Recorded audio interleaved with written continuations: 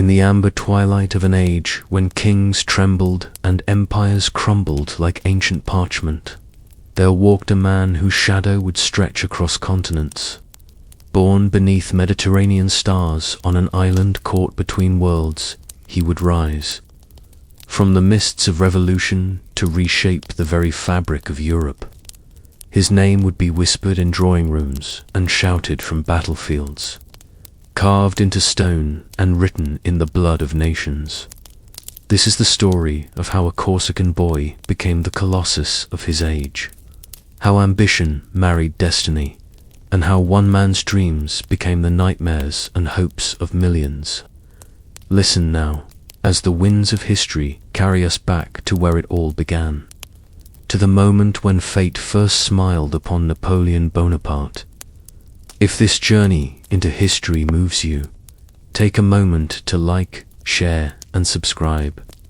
Let timeless stories find new hearts just like yours. The Mediterranean sun cast long shadows across the rugged hills of Corsica on August 15th, 1769, when Letizia Ramolino Bonaparte brought her second son into a world already trembling with change. The island itself seemed to hold its breath that day, poised between its Genoese past and its uncertain French future. Having been sold to King Louis XV just months before Napoleon's birth. In this moment of political transformation, as if summoned by the very turbulence of the age, the child who would one day crown himself Emperor of the French drew his first breath. The Bonaparte family home in Ajaccio stood weathered and proud, its stone walls bearing witness to generations of Mediterranean storms. Charles Bonaparte, Napoleon's father, was a man caught between worlds himself, noble by birth, yet struggling with modest means, Corsican by blood, yet increasingly French by necessity. He had supported Pasquale Paoli's fight for independence. But when that dream crumbled against French military might, Charles adapted with the pragmatism that would later characterize his famous son. Letizia, barely 19 and already showing the iron will that would mark the Bonaparte lineage, had ridden horseback through mountain passes even in the final days of her pregnancy, attending to family affairs with a determination that seemed to flow directly into the child she carried. The Corsica of Napoleon's childhood was a land of stark contrasts and ancient feuds, where honor was measured in blood and loyalty was currency more valuable than gold. The Mercaden's Mediterranean scrubland covered the island's interior in thorny embrace, hiding bandits and patriots alike. Village churches rang their bells across valleys where shepherds had grazed their flocks since Roman times, while coastal towns like Ajaccio buzzed with the commerce of empires. French soldiers now patrolled roads where Corsican rebels had recently made their stands, and the very air seemed thick with the tension of a proud people learning to bow to foreign rule. In this environment, young Napoleones, he was christened in the Italian tradition, absorbed lessons that would shape an empire. The stories whispered by his grandmother, Severia, spoke of Roman legions and Moorish raids, of Genoese merchants and Barbary pirates. The boy's imagination feasted on tales of conquest and glory, of men who seized their destinies with both hands and never looked back.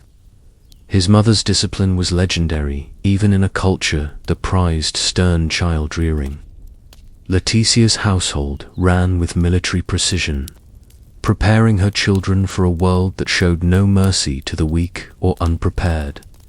The Bonaparte children grew up speaking Italian at home, Corsican in the streets, and increasingly French in formal settings. This linguistic fluidity would serve Napoleon well throughout his life, but in childhood it marked him as perpetually foreign, never quite belonging fully to any single world. His accent would follow him to the highest courts of Europe, a constant reminder of his outsider, origins that he would eventually transform from liability into mystique. Charles Bonaparte's political acumen manifested in his decision to embrace French rule completely, seeking opportunities for his family within the new order rather than nursing old grievances. He secured appointments as a royal assessor and later as a deputy to the court of Louis XVI, using his position to obtain scholarships for his son's education on the mainland. This pragmatic ambition, the willingness to bend without breaking, to find advantage in adversity, would become one of Napoleon's defining characteristics. The family's financial situation remained precarious despite Charles's official positions. The Bonaparte household often echoed with discussions of money, of debts owed and favors needed, of the constant calculation required to maintain their social position. Napoleon absorbed these lessons in the arithmetic of survival, learning early that power and respect were not inherited but earned, not granted but seized.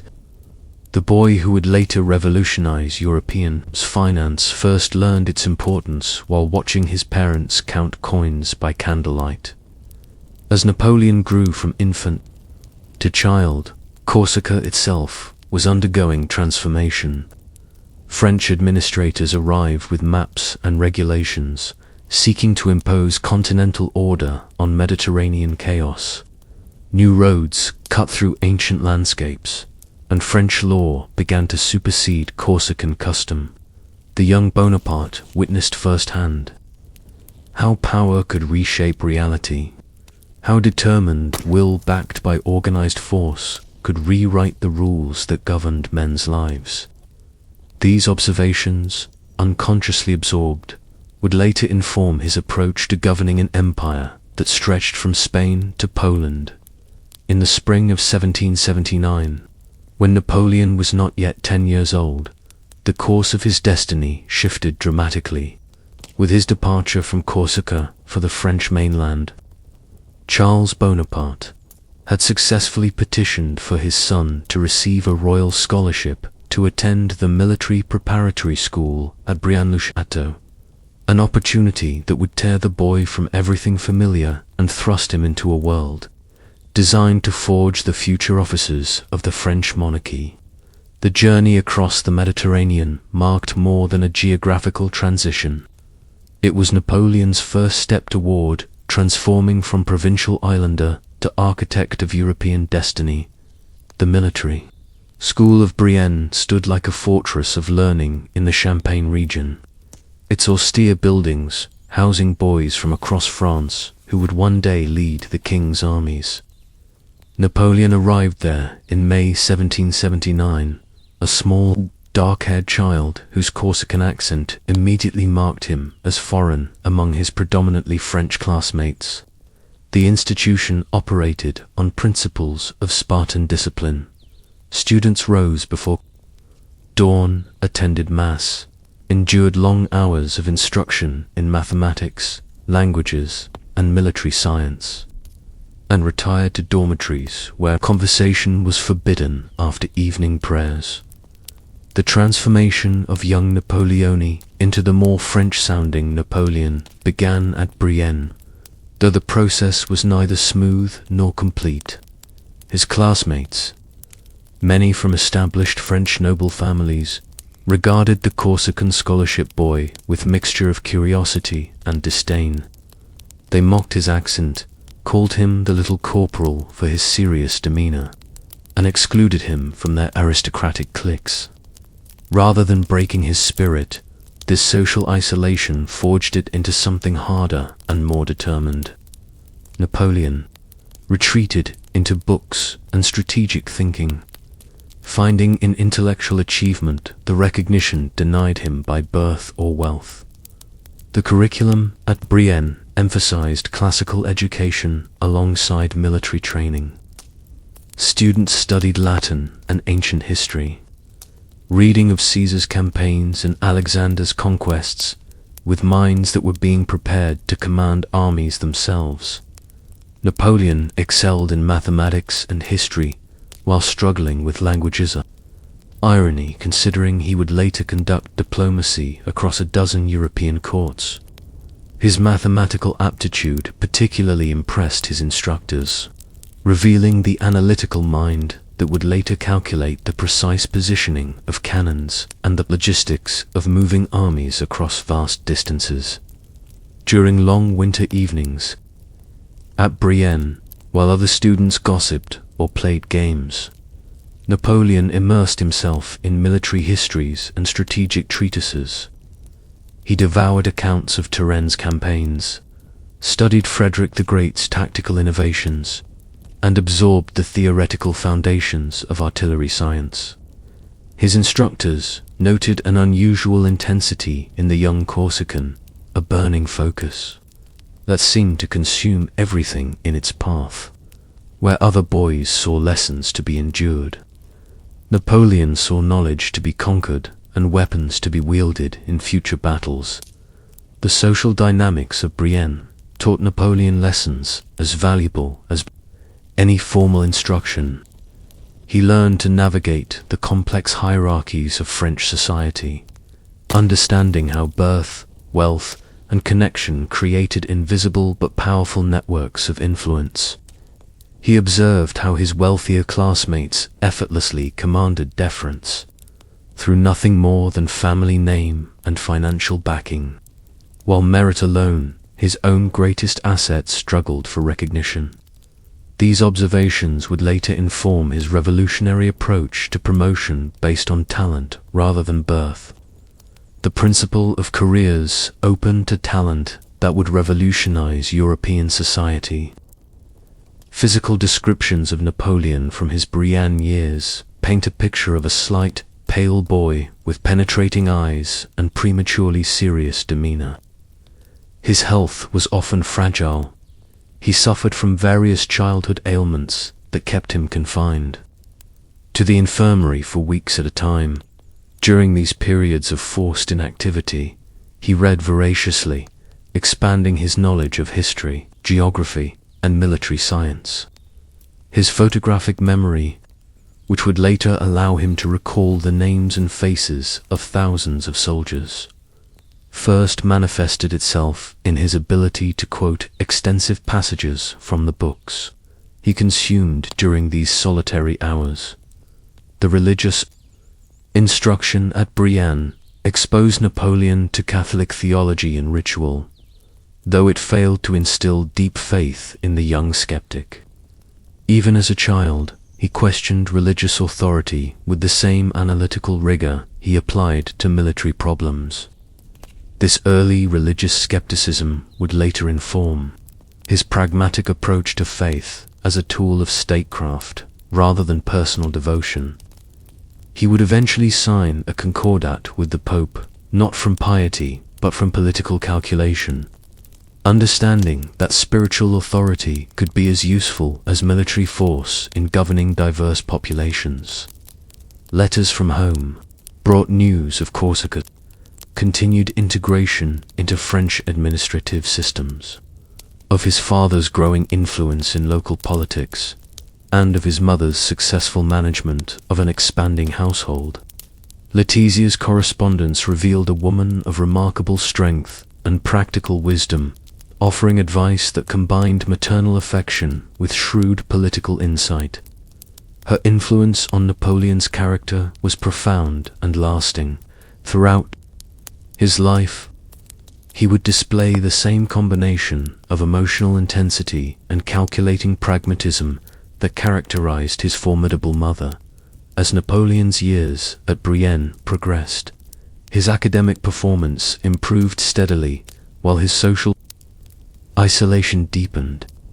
He formed few close friendships, preferring the company of books to that of his aristocratic classmates. This solitude, while painful, was also formative. It forced him to develop self-reliance and inner resources that would serve him well during the lonely years of supreme command. The boy who learned to find strength in isolation would become the man who could make decisions affecting millions, while bearing the ultimate responsibility alone. the instruction in military engineering and fortification at Brienne introduced Napoleon to the science of warfare that would become his greatest expertise. He learned to read terrain like a text, understanding how geography shaped tactical possibilities and strategic options.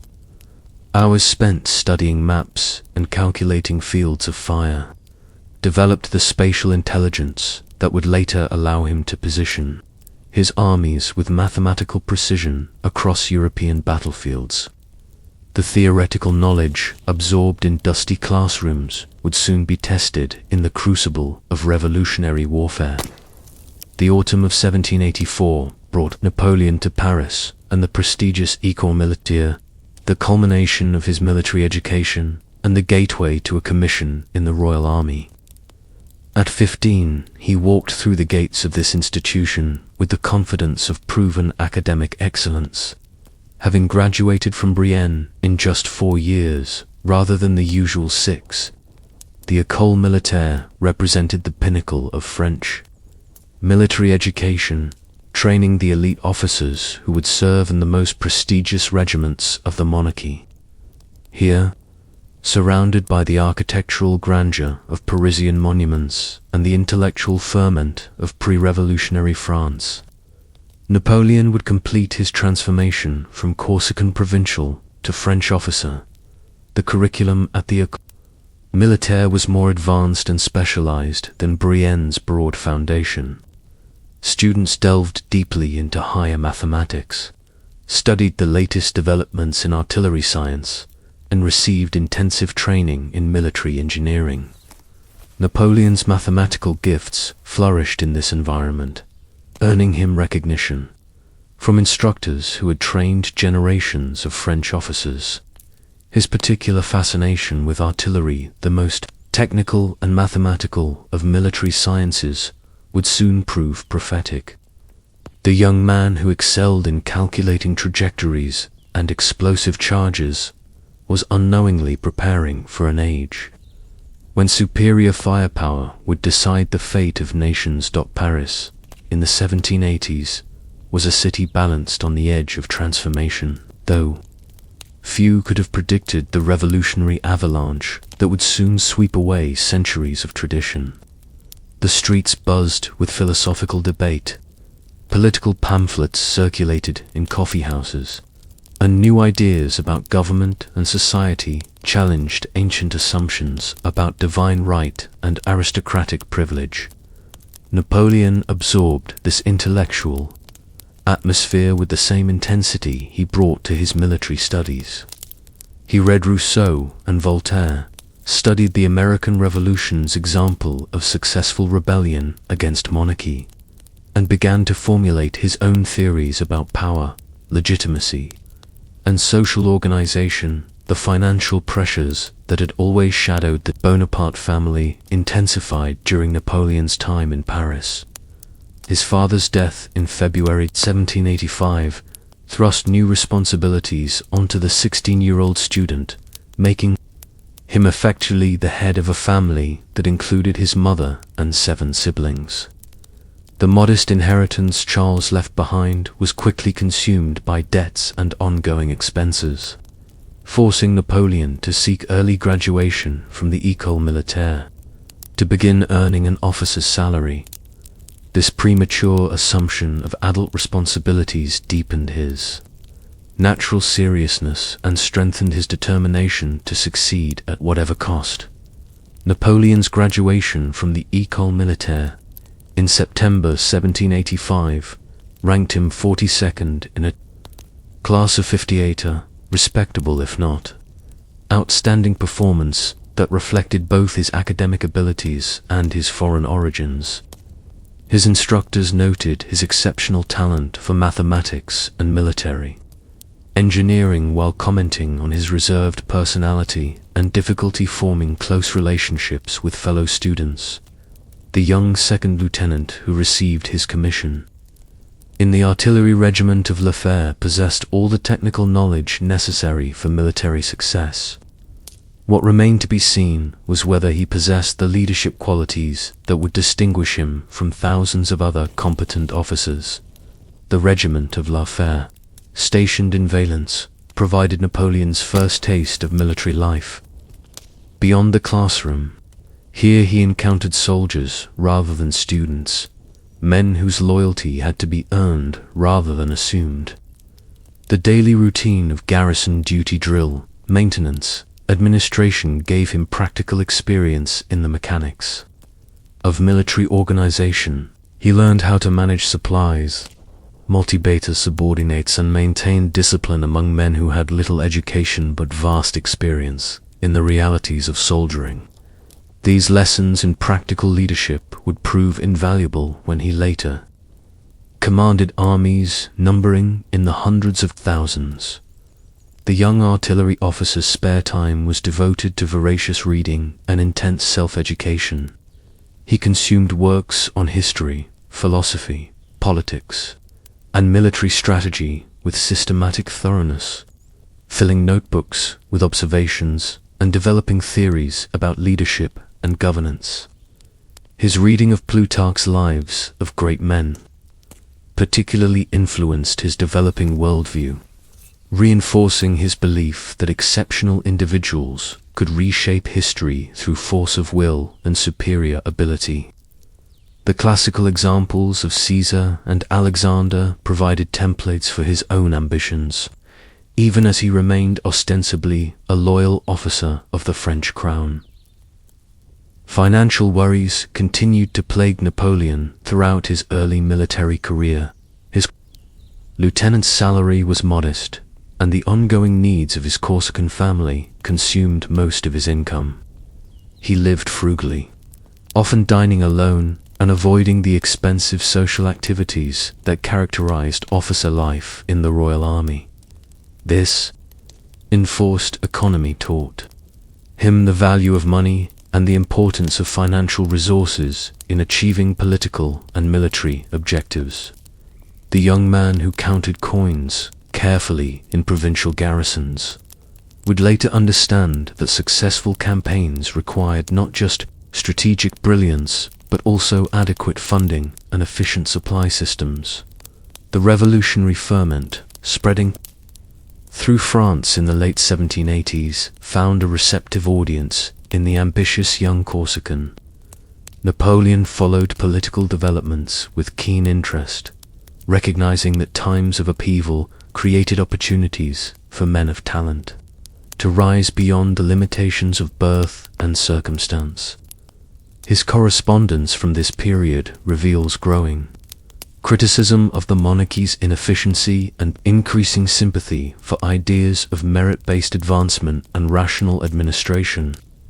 The officer who had been excluded from aristocratic society by virtue of his origins naturally gravitated toward philosophies that promised careers open to talent rather than privilege. As the financial crisis of the French monarchy deepened and calls for political reform grew louder, Napoleon positioned himself intellectually and politically to take advantage of whatever changes might come.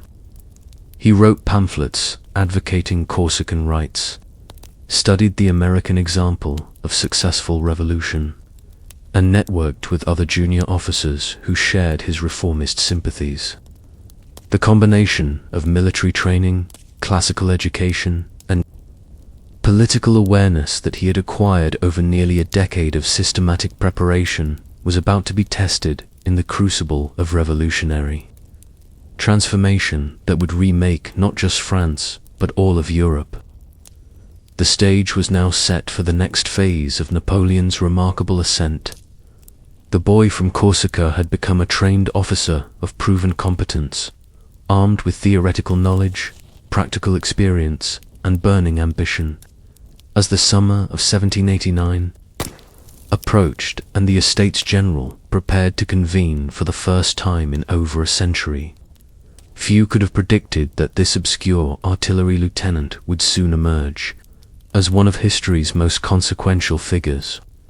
The revolution that was about to engulf France would provide the catalyst for Napoleon's transformation from competent officer to legendary conqueror, from provincial islander to master of continental Europe. The summer of 1789 shattered the ancient order of France with the force of an earthquake, sending tremors across Europe that would reshape the political landscape for generations. When the Third Estate declared themselves the National Assembly on June 17th, they unleashed forces that would ultimately carry an obscure Corsican artillery officer to the throne of an empire. Napoleon, still stationed with his regiment, watched these momentous events unfold with the calculating eye of a man who understood that revolutionary times demanded revolutionary thinking. The fall of the Bastille on July 14th marked not just the symbolic death of royal absolutism, but the beginning of an age when merit and audacity could triumph over birth and tradition. The early years of the revolution found Napoleon caught between his military duties and his growing political awareness. As an officer in the Royal Army, he was theoretically bound to support the crown against revolutionary upheaval. Yet his intellectual sympathies lay with the revolutionary ideals of liberty, equality, and careers open to talent. This tension would characterize his relationship with the revolution throughout its turbulent course, supporting its principles while remaining suspicious of its excesses, embracing its opportunities while maintaining his own independent judgment about means and ends. Napoleon's first significant opportunity to demonstrate his capabilities came during the crisis at Toulon in 1793. The important naval port had fallen to royalist forces supported by British and Spanish fleets, creating a dangerous breach in Republican defenses along the Mediterranean coast. When the young captain arrived to take command of the Republican artillery, he found a situation that seemed nearly hopeless. Well-fortified enemy positions, superior naval support, and demoralized Republican forces that had failed in multiple attempts to retake the city. What followed would establish Napoleon's reputation as a military genius and launch his meteoric rise through the revolutionary hierarchy. The siege of Toulon revealed Napoleon's gift for seeing strategic possibilities that escaped other commanders. While his superiors focused on costly frontal assaults against the city's strongest fortifications, Napoleon identified the key to victory in the capture of Fort Legolet, which commanded the harbor entrance. His plan was both simple and brilliant. Seize this single strategic point, and the British fleet would be forced to withdraw, leaving the city defenseless. The mathematical precision with which he positioned his guns, calculated ranges, and coordinated the assault demonstrated the practical application of his theoretical education in ways that no classroom exercise ever could. The success at Toulon catapulted Napoleon from obscure captain to brigadier general at the unprecedented age of 20. More importantly, it brought him to the attention of the revolutionary government and began the network of political connections that would support his future rise. His rapid promotion illustrated the revolution's radical departure from the old system of advancement based on birth and seniority. In the new Republican army, talent could rise as quickly as it could prove itself, and Napoleon had just provided spectacular proof of his abilities. The political chaos that characterized the middle years of the revolution created both opportunities and dangers for ambitious officers like Napoleon. The execution of King Louis XVI in January 1793 had radicalized the conflict, transforming it from a constitutional dispute into an existential struggle between competing visions of society. The reign of terror that followed claimed thousands of lives, including many military officers who fell under suspicion of royalist sympathies. Napoleon navigated these treacherous waters with characteristic calculation, avoiding extremist associations. while maintaining his republican credentials and focusing on military effectiveness rather than ideological purity. His brief imprisonment following the fall of Robespierre in July 1794 demonstrated the precarious nature of revolutionary politics. Guilt by association, Napoleon had worked with Augustin Robespierre, the dictator's brother, nearly ended his career before it truly began. During his weeks of confinement, he experienced firsthand the arbitrary nature of revolutionary justice and learned valuable lessons about the importance of political timing and alliance building. The experience reinforced his natural pragmatism and his growing conviction that effective governance required stability and clear lines of authority rather than ideological fervor. The Directory that emerged from the chaos of the Terror provided a more stable political environment for Napoleon's continued advancement, though it remained characterized by corruption, inefficiency, and factional struggle. His appointment to command the Army of Italy in March 1796 represented both recognition of his military talents and the government's desperate need for capable commanders who could deliver victories against the coalition of European powers arrayed against revolutionary France. At 26, Napoleon was about to undertake the campaign that would establish his legend and provide the foundation for all his future achievements. The situation Napoleon inherited in Italy appeared almost as hopeless as Toulon had been 3 years earlier. The army of Italy was demoralized, undersupplied, and outnumbered by Austrian and Piedmontese forces that controlled key strategic positions throughout northern Italy. French troops had not been paid in months, their equipment was inadequate, and their previous commanders had achieved little beyond survival.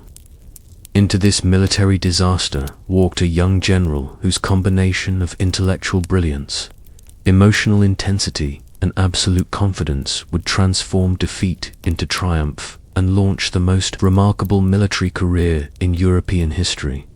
Napoleon's first address to his new army revealed the rhetorical gifts that would make him as formidable in inspiration as in strategy. He promised his soldiers glory, plunder, and victory, painting a vision of conquest that transformed their desperate situation into an opportunity for greatness.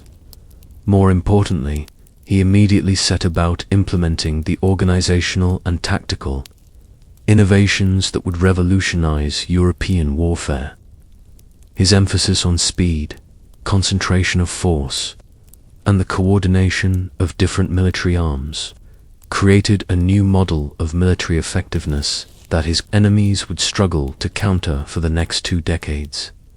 As the Italian campaign began in earnest, Napoleon was poised to demonstrate that his success at Toulon had been no mere accident, but the first glimpse of military genius that would soon reshape the map of Europe.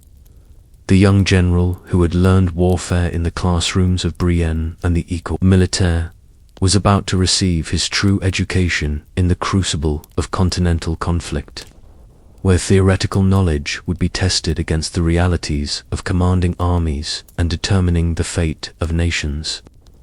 The revolution that had given him opportunity was about to give him the stage on which to display talents that would make him the master of his age and the nightmare of kings. The spring of 1796 transformed the valleys and plains of northern Italy into a chessboard where Napoleon Bonaparte would play his first great game against the established powers of Europe. The army of Italy, demoralized and depleted when he assumed command, became within weeks an instrument of unprecedented military effectiveness. Napoleon's genius lay not merely in tactical innovation but in his ability to inspire ordinary soldiers to achieve extraordinary feats through a combination of personal charisma, strategic vision, and the promise of glory that transcended their humble origins. The Italian campaign would establish patterns of leadership and warfare that would define the Napoleonic era for the next 2 decades. The strategic situation Napoleon faced required solutions that conventional military wisdom deemed impossible. Austrian forces under General Beaulieu controlled key mountain passes and fortress cities, while Piedmontese armies threatened French communications with the homeland. Traditional strategy would have called for cautious consolidation and defensive positioning, waiting for reinforcements and supplies that might never come. Instead, Napoleon chose to divide his enemies by moving with such speed and precision that they could not coordinate their superior numbers against him. This principle of defeating enemies in detail, attacking them separately before they could unite, became a hallmark of Napoleonic warfare. The Battle of Montenotte in April 1796 provided Napoleon's first opportunity to demonstrate his tactical brilliance on a major scale. By concentrating his forces against a single Austrian position while screening himself from other enemy armies, he achieved local superiority despite overall numerical disadvantage. The victory's psychological impact exceeded its immediate strategic value, proving to his troops that their young commander possessed abilities that justified their confidence. More importantly, it established a pattern of aggressive initiative that would keep enemy forces constantly reacting to French movements rather than implementing their own strategic plans. As victory followed victory across the spring and summer of 1796, Napoleon's reputation spread throughout Europe like wildfire. The battles of Lodi, Castiglione, and Arcole became legendary for their combination of tactical innovation and personal courage. At Lodi, Napoleon personally sighted cannons against Austrian positions, earning from his soldiers the nickname La Petit Caporal that would follow him to imperial heights. At Arcole, his dramatic charge across a contested bridge under enemy fire became the stuff of romantic legend, immortalized in paintings and poems that spread his fame across the continent. The administrative and diplomatic aspects of the Italian campaign revealed talents that extended far beyond purely military matters. Napoleon negotiated treaties, organized conquered territories, and extracted tribute with skills that would have impressed seasoned diplomats. His ability to balance military necessity with political opportunity demonstrated the comprehensive genius that would later enable him to govern an empire spanning from Spain to Poland. The young general who had studied classical history was now making it himself, following in the footsteps of Caesar and Alexander while carving out his own unique path to greatness.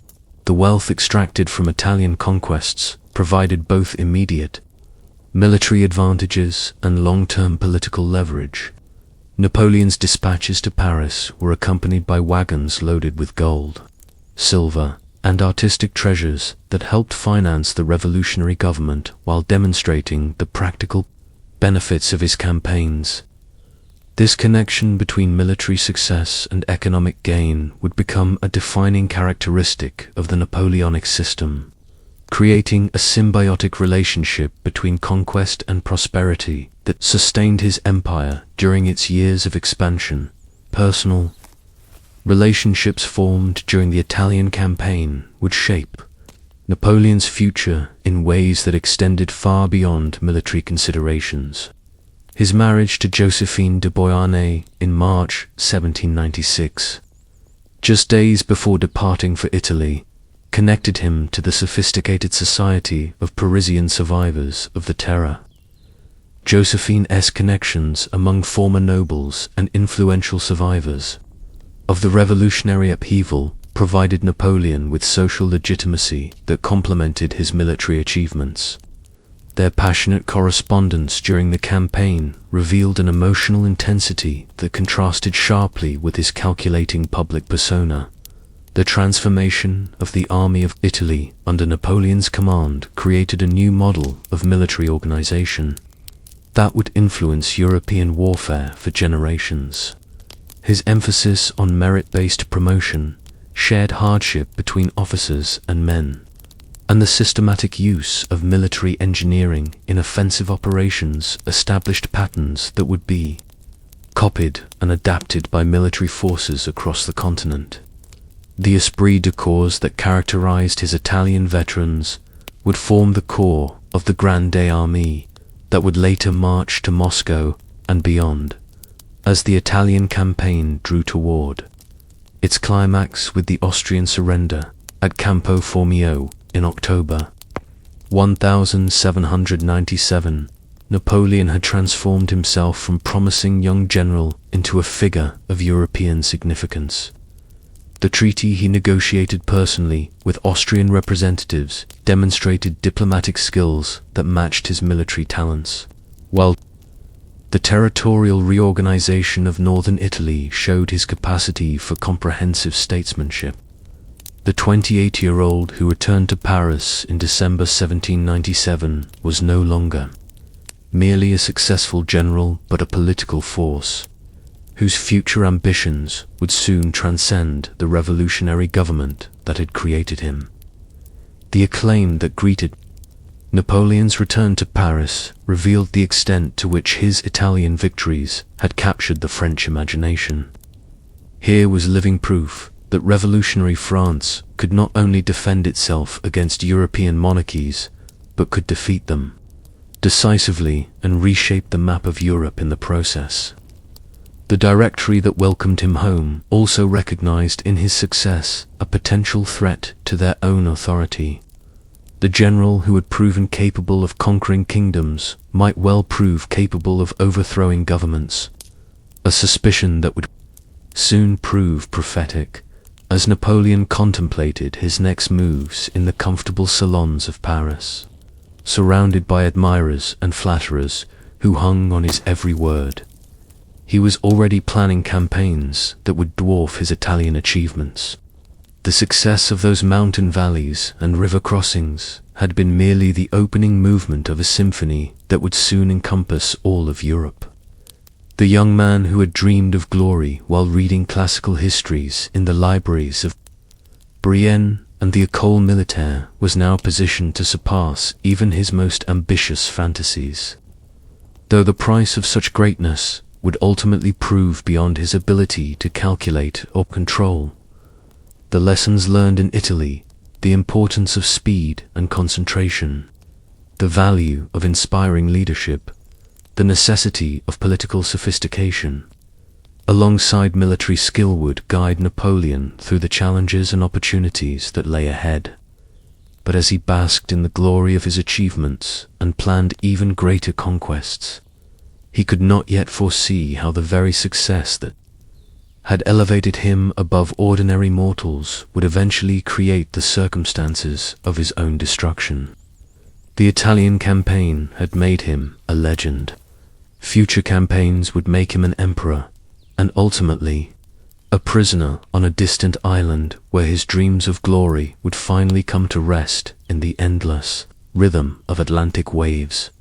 The whispers of revolution had become roars, and within that tempest, a young general found himself drawn not only to the battlefields of Europe, but to the ancient sands of a land where pharaohs once walked.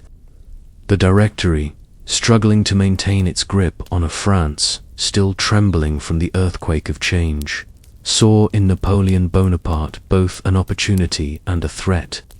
His victories in Italy had made him too prominent, too beloved by the people, too dangerous to remain idle in Paris. And so, like chess masters moving their most powerful piece to a distant corner of the board, they offered him command of an expedition to Egypt in the spring of 1798, as the Mediterranean waters caught the first warm breath of the season. Napoleon stood upon the deck of L'Orient, his flagship among a fleet of nearly 400 vessels.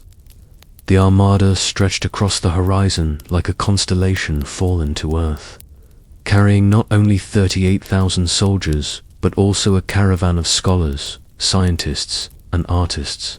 For this was to be no mere military conquest, but an expedition of enlightenment and marriage of sword and scholarship that would unlock the mysteries of the ancient world. The sea breeze carried with it the scent of destiny. Napoleon, now 28 years old, had convinced the Directory that Egypt would serve as a stepping stone to British India, a dagger aimed at the heart of Britain's Eastern Empire. But beneath the political calculations lay something deep. Romantic fascination with the land of the pharaohs, a desire to walk where Alexander had walked, to write his name beside those of the great conquerors of antiquity. As the fleet sailed eastward, Napoleon immersed himself in the company of the savants, as the scholars were called, in the gentle rocking of the ship's cabin by the light of swaying lanterns. He would listen to dissertations on ancient Egyptian religion, debate the merits of various historical interpretations, and dream of the discoveries that awaited them in the shadow of the pyramids. The young general who had devoured Caesar's commentaries as a child now saw himself as both conqueror and civilizer, come to restore Egypt to its former glory. The capture of Malta came first, swift and decisive. The ancient fortress of the Knights of St. John, which had withstood the might of the Ottoman Empire, fell to Napoleon's forces in 2 days. The Grand Master surrendered his sword, and with it, centuries of crusading tradition came to an end. Napoleon dissolved the order, seized their treasures, and established a new government before the Mediterranean winds had even shifted. It was a rehearsal for grander conquests to come, when the pyramids of Giza first rose from the desert horizon. Even the most hardened veterans fell silent. These monuments to eternity, older than memory itself, seemed to watch the approaching army with the patience of millennia. Napoleon himself was deeply moved, though he concealed his emotions beneath the mask of command. On the eve of the battle of the pyramids, he would address his troops with words that would echo through history. Soldiers, from the summit of these pyramids, 40 centuries look down upon you. The Battle of the Pyramids, fought on July 21st, 1798, was a masterpiece of tactical genius against overwhelming odds. The Mameluke cavalry, those warrior princes of Egypt who had ruled the Nile for centuries, charged with the fury of desert storms. Their horses thundered across the sand, their curved swords gleaming in the merciless sun, their battle cries echoing off the ancient stones. They were magnificent, these knights of the East, trained from childhood in the arts of war, their bodies moving as one with their mounts. But Napoleon had studied their tactics, understood their strengths and weaknesses. He formed his infantry into squares, creating fortresses of bayonets and musket fire that the Mameluke charges could not break. When the dust settled and the last echoes of battle faded across the desert, the age-old rulers of Egypt lay scattered like broken dreams upon the sand. Cairo opened its gates to the conquerors, and Napoleon entered the city of 1,000 minarets as its new master in Cairo. Napoleon attempted to transform himself from conqueror to liberator. He courted the religious leaders, attended mosque services, and proclaimed his respect for Islam. He established the Institute d'Egypte, bringing together French scholars and Egyptian intellectuals to study the ancient civilization and its modern descendants. The printing press, unknown in Egypt for centuries, began producing proclamations in Arabic, French, and Ottoman Turkish. Maps were drawn, hieroglyphs studied, and the foundations laid for the modern science of Egyptology. Yet beneath the surface of this cultural renaissance, darker currents flowed. The Egyptians, initially curious about their foreign rulers, began to chafe under the burden of new taxes and foreign customs. The ulema, the religious scholars, whispered that these Franks were infidels who sought to corrupt the faithful. In October 1798, Cairo erupted in revolt. The narrow streets of the ancient city became battlegrounds, where French soldiers fought house by house against an uprising, fueled by religious fervor and nationalist pride. Napoleon crushed the revolt with characteristic ruthlessness, but the uprising had revealed the fragility of his Egyptian dream. The desert campaigns that followed the march to Syria, the siege of Acre, the battles against Ottoman armies would test his genius and his army's endurance. At Acre, the ancient crusader fortress commanded by the notorious Cesar Pasha, Napoleon met his first significant defeat. The walls held, supplied by British ships, and disease began to ravage the French ranks. It was during the retreat from Syria that Napoleon faced perhaps his darkest hour. In the hospital at Jaffa, French soldiers lay dying of plague, their bodies racked with fever, their eyes pleading for relief from suffering. The army's physicians were helpless, their medicines exhausted. Some whispered that Napoleon had ordered the poisoning of the incurably sick to spare them from torture at Ottoman Hansa, rumor that would haunt him for the rest of his life.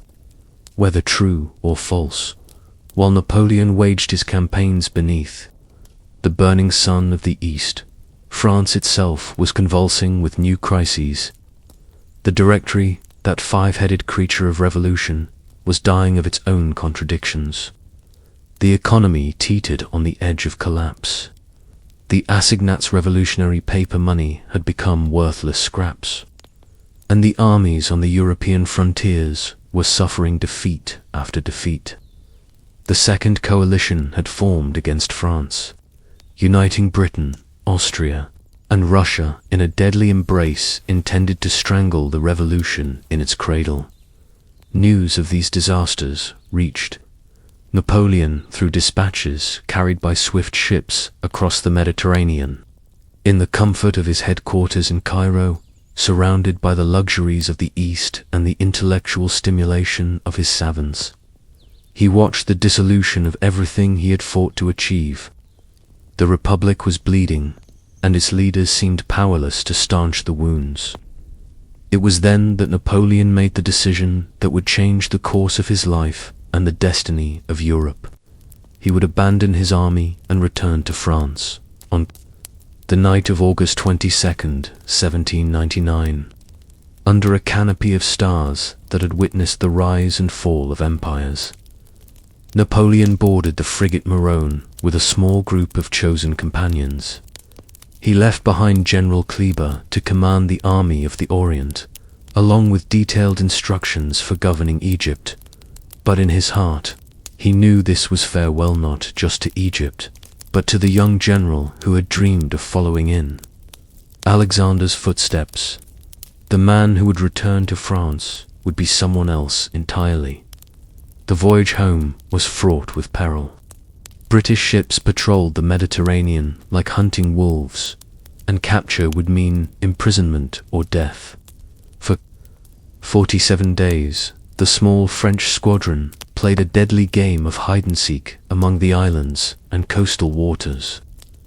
Napoleon spent those weeks in feverish preparation, studying reports from France, planning his next moves, and nurturing the ambition that burned ever brighter in his breast.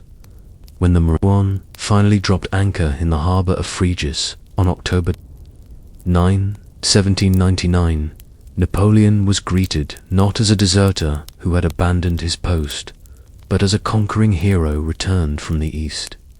News of his victories had preceded him, while word of his departure from Egypt had been carefully managed. The crowds that gathered on the waterfront saw not a failed general, but the victor of the pyramids, the man who had brought glory to French arms in the land of the pharaohs. The journey from Frejus to Paris became a triumphal procession. In every town and village, crowds gathered to catch a glimpse of the legendary General Bonaparte. They saw a man bronzed by the Egyptian sun, his eyes holding depths that spoke of mysteries witnessed and wonders discovered. His uniform was simple, almost austere, but his bearing was that of a Caesar returning from Gaul. Women threw flowers at his carriage, veterans wept to see him, and children ran alongside his escort, crying, "Vive le Général!" Paris in the autumn of 1799 was a city holding its breath. The Directory had lost all credibility, its members widely regarded as corrupt and incompetent. The Royalists still dreamed of restoration, while the Jacobin whispered of a return to the terror. In the salons and coffee houses, in the corridors of power and the streets of the faubourgs, one question echoed: who would save the Republic from its enemies, without and within? It was in this atmosphere of crisis and expectation that Napoleon encountered Emmanuel Joseph Size, one of the architects of the revolution and now a director seeking to reform the government.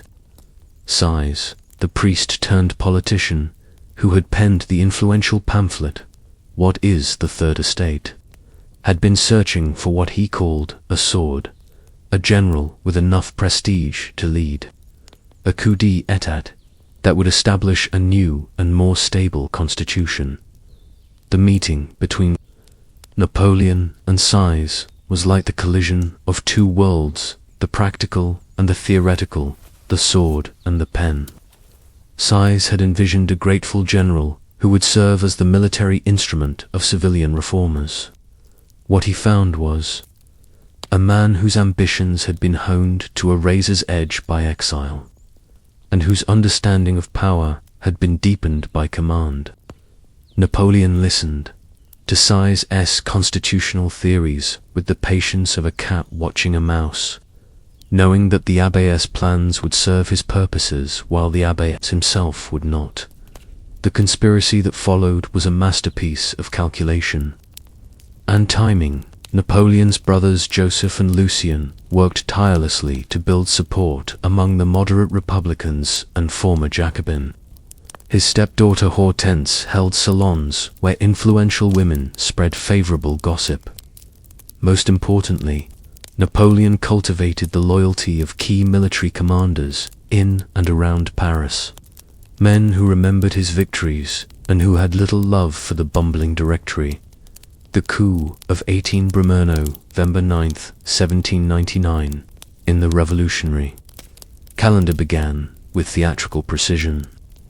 The Council of Ancients, one of the two legislative bodies, was persuaded to decree the transfer of the legislature to St. Cloud, ostensibly to protect it from a Jacobin plot that existed only in the conspirators' imagination.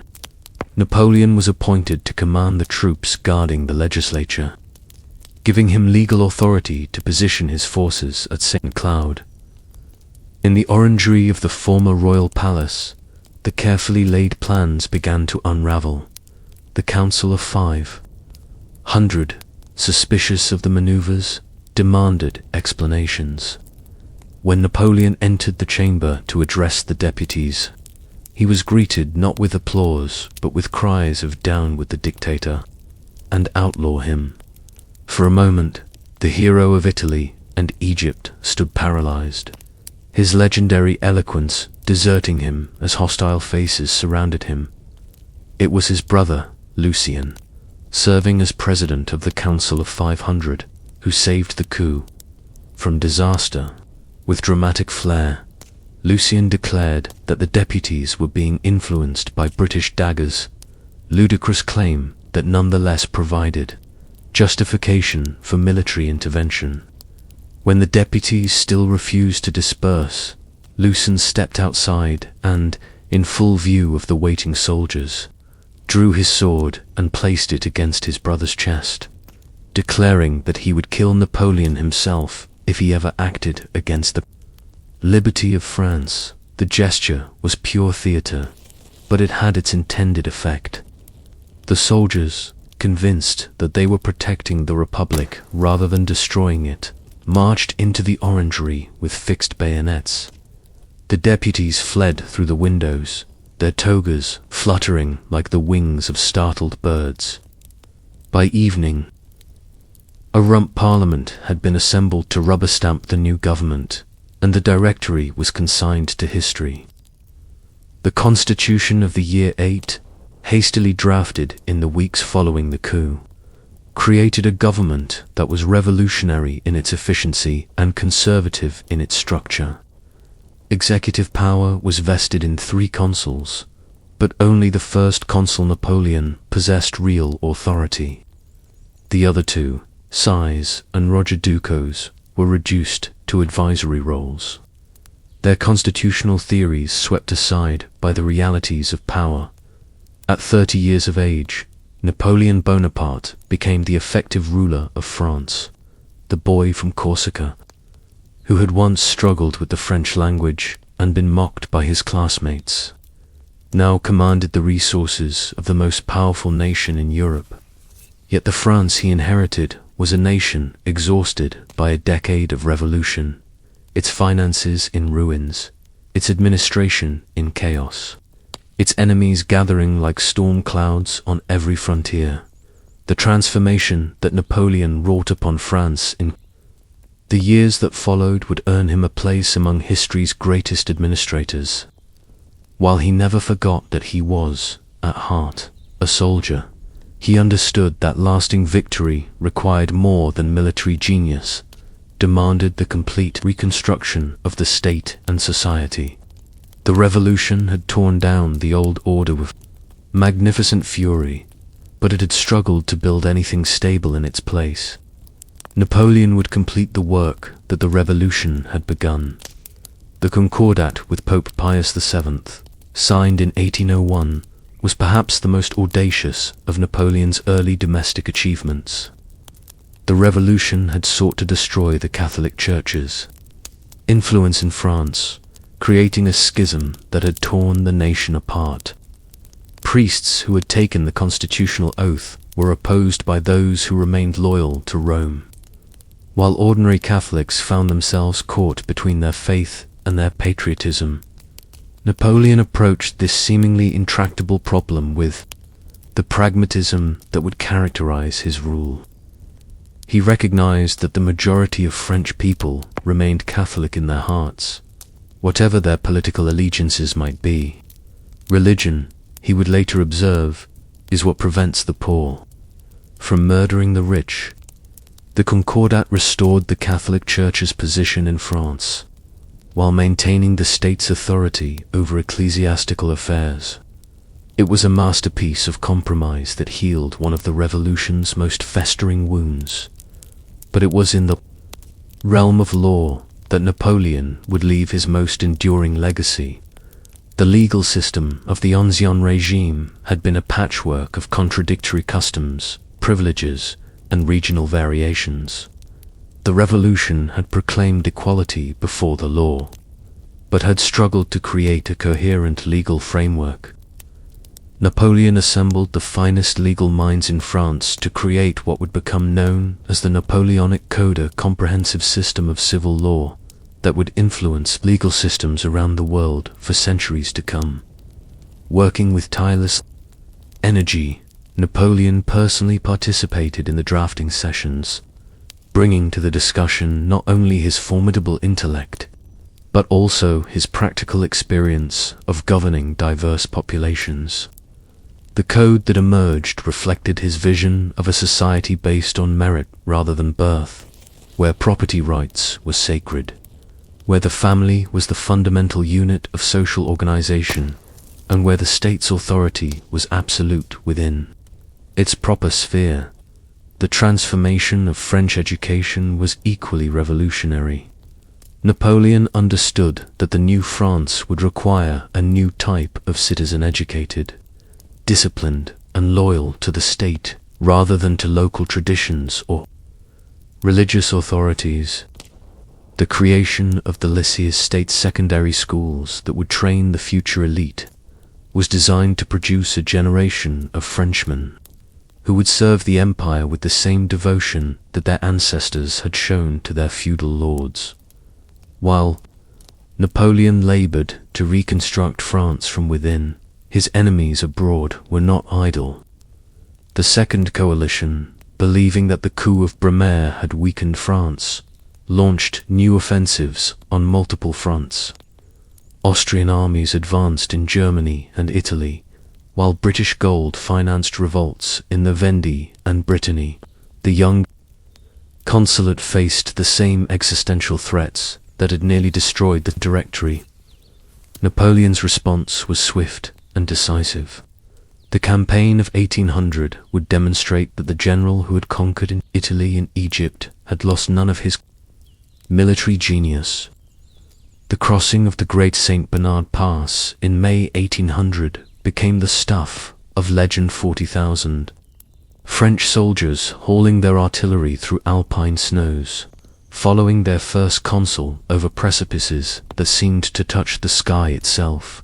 The Battle of Marengo, fought on June 14, 1800, nearly ended Napoleon's career before it had truly begun. The Austrian army under General Malus had achieved tactical surprise, and by afternoon, French resistance was crumbling. Napoleon himself was forced to abandon his headquarters, and bulletins were already being prepared in Vienna announcing the defeat of the upstart Corsican. But Napoleon possessed that rarest of military virtues, the ability to snatch victory from the jaws of defeat. As his battered regiments retreated across the Piedmont plain, he remained calm, analyzing the situation with the cool precision of a mathematician solving an equation. The arrival of General Desaix with fresh troops at the crucial moment transformed disaster into triumph. Desaix himself fell in the moment of victory, but his sacrifice secured Napoleon's position as master of Europe. The victory at Marengo resonated far beyond the battlefield. In Paris, Napoleon's position was strengthened immeasurably by the news of triumph. The French people, weary of defeat and instability, began to see in their first consul not merely a successful general but a man of destiny. The royalists' hopes of restoration faded like morning mist, while the remaining Jacobins found themselves increasingly isolated. The Peace of Amiens, signed in March 1802, marked the temporary end of the seemingly endless wars that had convulsed Europe since 1792. For the first time in a decade, France was at peace with all her enemies. British tourists flocked to Paris to see the sights they had been denied during the war years, while French merchants dreamed of reopening the trade routes that had been severed by conflict. In this atmosphere of peace and prosperity, Napoleon consolidated his power with moves that would have seemed impossible just a few years earlier. The Constitution of the year X made him consul for life, with the right to name his successor. The ceremony at Notre Dame, where he received the congratulations of the nation's representatives, was a carefully orchestrated pageant that suggested, without quite stating, that France had found its new monarch. Yet even as Napoleon appeared to stand at the pinnacle of success, shadows were gathering. The peace with Britain was fragile, built on misunderstandings and mutual suspicions that would prove impossible to resolve. The royalist conspiracies, though defeated, had not been eliminated, and in Napoleon's own heart, ambitions stirred that would not be satisfied with the mere title of consul, however elevated. The execution of the Duke of Enghien in March 1804 marked a turning point in Napoleon's transformation from first consul to emperor. The young Bourbon prince, kidnapped from neutral territory and shot in the moat of the Château de Vincennes, had been guilty of nothing more than his birth and his exile's dreams of restoration. But Napoleon, facing a web of royalist conspiracies, had decided to send a message written in blood. The Bourbons would find no mercy from the heir of the Revolution. The murder of Enghien shocked the courts of Europe and marked Napoleon's definitive break with the old order. Talleyrand, his foreign minister, would later observe that it was worse than a crime, it was a mistake. But for Napoleon, it was a necessary demonstration of strength, a warning to all who would challenge the new order that he, was prepared to use any means necessary to defend his position. The Senate's offer of the imperial dignity came in May 1804, couched in the language of republican necessity rather than monarchical ambition. France required an emperor, the senators argued, to ensure the stability of the institutions that Napoleon had created and to provide for the succession should anything happen to the first consul. It was a transparent fiction, but one that allowed both Napoleon and the nation to pretend that the empire was the natural evolution of the republic rather than its abandonment. The coronation of Napoleon as Emperor of the French, scheduled for December 2nd, 1804, would be the culmination of a journey that had begun in the hills of Corsica and led through the battlefields of Europe to the throne of Charlemagne. But the man who would place the crown upon his own head in the Cathedral of Notre Dame would be neither the idealistic young officer who had dreamed of liberating his homeland nor the ambitious general who had conquered Egypt. He would be something new in the world, a democratic Caesar, a revolutionary emperor, a man who embodied in his person all the contradictions of his age. As 1804 drew to a close, Napoleon stood at the threshold of imperial power, his transformation from Corsican exile to French emperor nearly complete. The Directory had fallen, the Consulate had triumphed, and now the empire beckoned with promises of glory that would echo through eternity. Yet, in the quiet moments before dawn, when the weight of destiny pressed heavy upon his shoulders, Napoleon perhaps remembered the words of his childhood hero, Julius Caesar. "I came, I saw, I conquered." The coming years would test whether history would remember him as fondly as it did the great Roman, or whether the crown he was about to assume would prove to be made of base metal rather than gold. The machinery of empire was already taking shape around him. The Legion of Honor, created in 1802, had begun to forge a new aristocracy based on merit rather than birth. The Grands Écoles were training the engineers and administrators who would govern his domains. The prefects, those agents of central authority, were extending Paris's reach into every corner of France. The Code Napoleon was being translated into dozens of languages, carrying French law to nations, yet EONQUERED.in. The diplomatic chancelleries of Europe, old ministers struggled to comprehend this new phenomenon. Was Napoleon merely another French general, distinguished perhaps by unusual success, but ultimately mortal and defeatable? Or was he something unprecedented in European politics, a man who combined the democratic legitimacy of the revolution with the military genius of a Caesar and the administrative capacity of a Justinian? The answer would come soon enough. Written in the smoke of battlefields and the rise and fall of dynasties, the seeds of future conflicts were already germinating in the hothouse atmosphere of Napoleonic France. The continental system, that vast economic blockade designed to strangle British commerce, existed yet only in Napoleon's imagination. But its logic was already becoming apparent. If Britain could not be defeated on the battlefield, she must be conquered in the marketplace. If Europe would not submit to French hegemony willingly, it must be compelled by force. The very success of the Consulate had created expectations that could only be fulfilled by the empire, and the empire's logic would demand nothing less than the mastery of Europe itself. But in those final days of 1804, as Napoleon prepared for his coronation, such concerns seemed distant. The immediate future blazed with possibility. The man who had once been mocked as Le Petit Caporal would soon wear the crown of Charlemagne.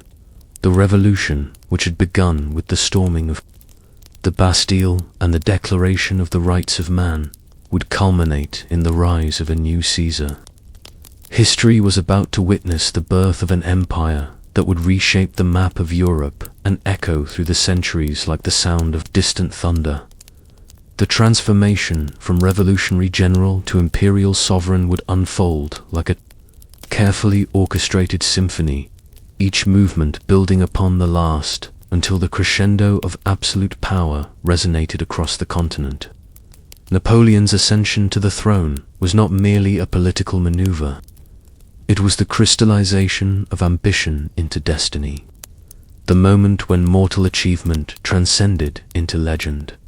In the quiet corridors of the Tuileries Palace, as winter's grip tightened over Paris in 1804, Napoleon Bonaparte contemplated the final step in his extraordinary journey.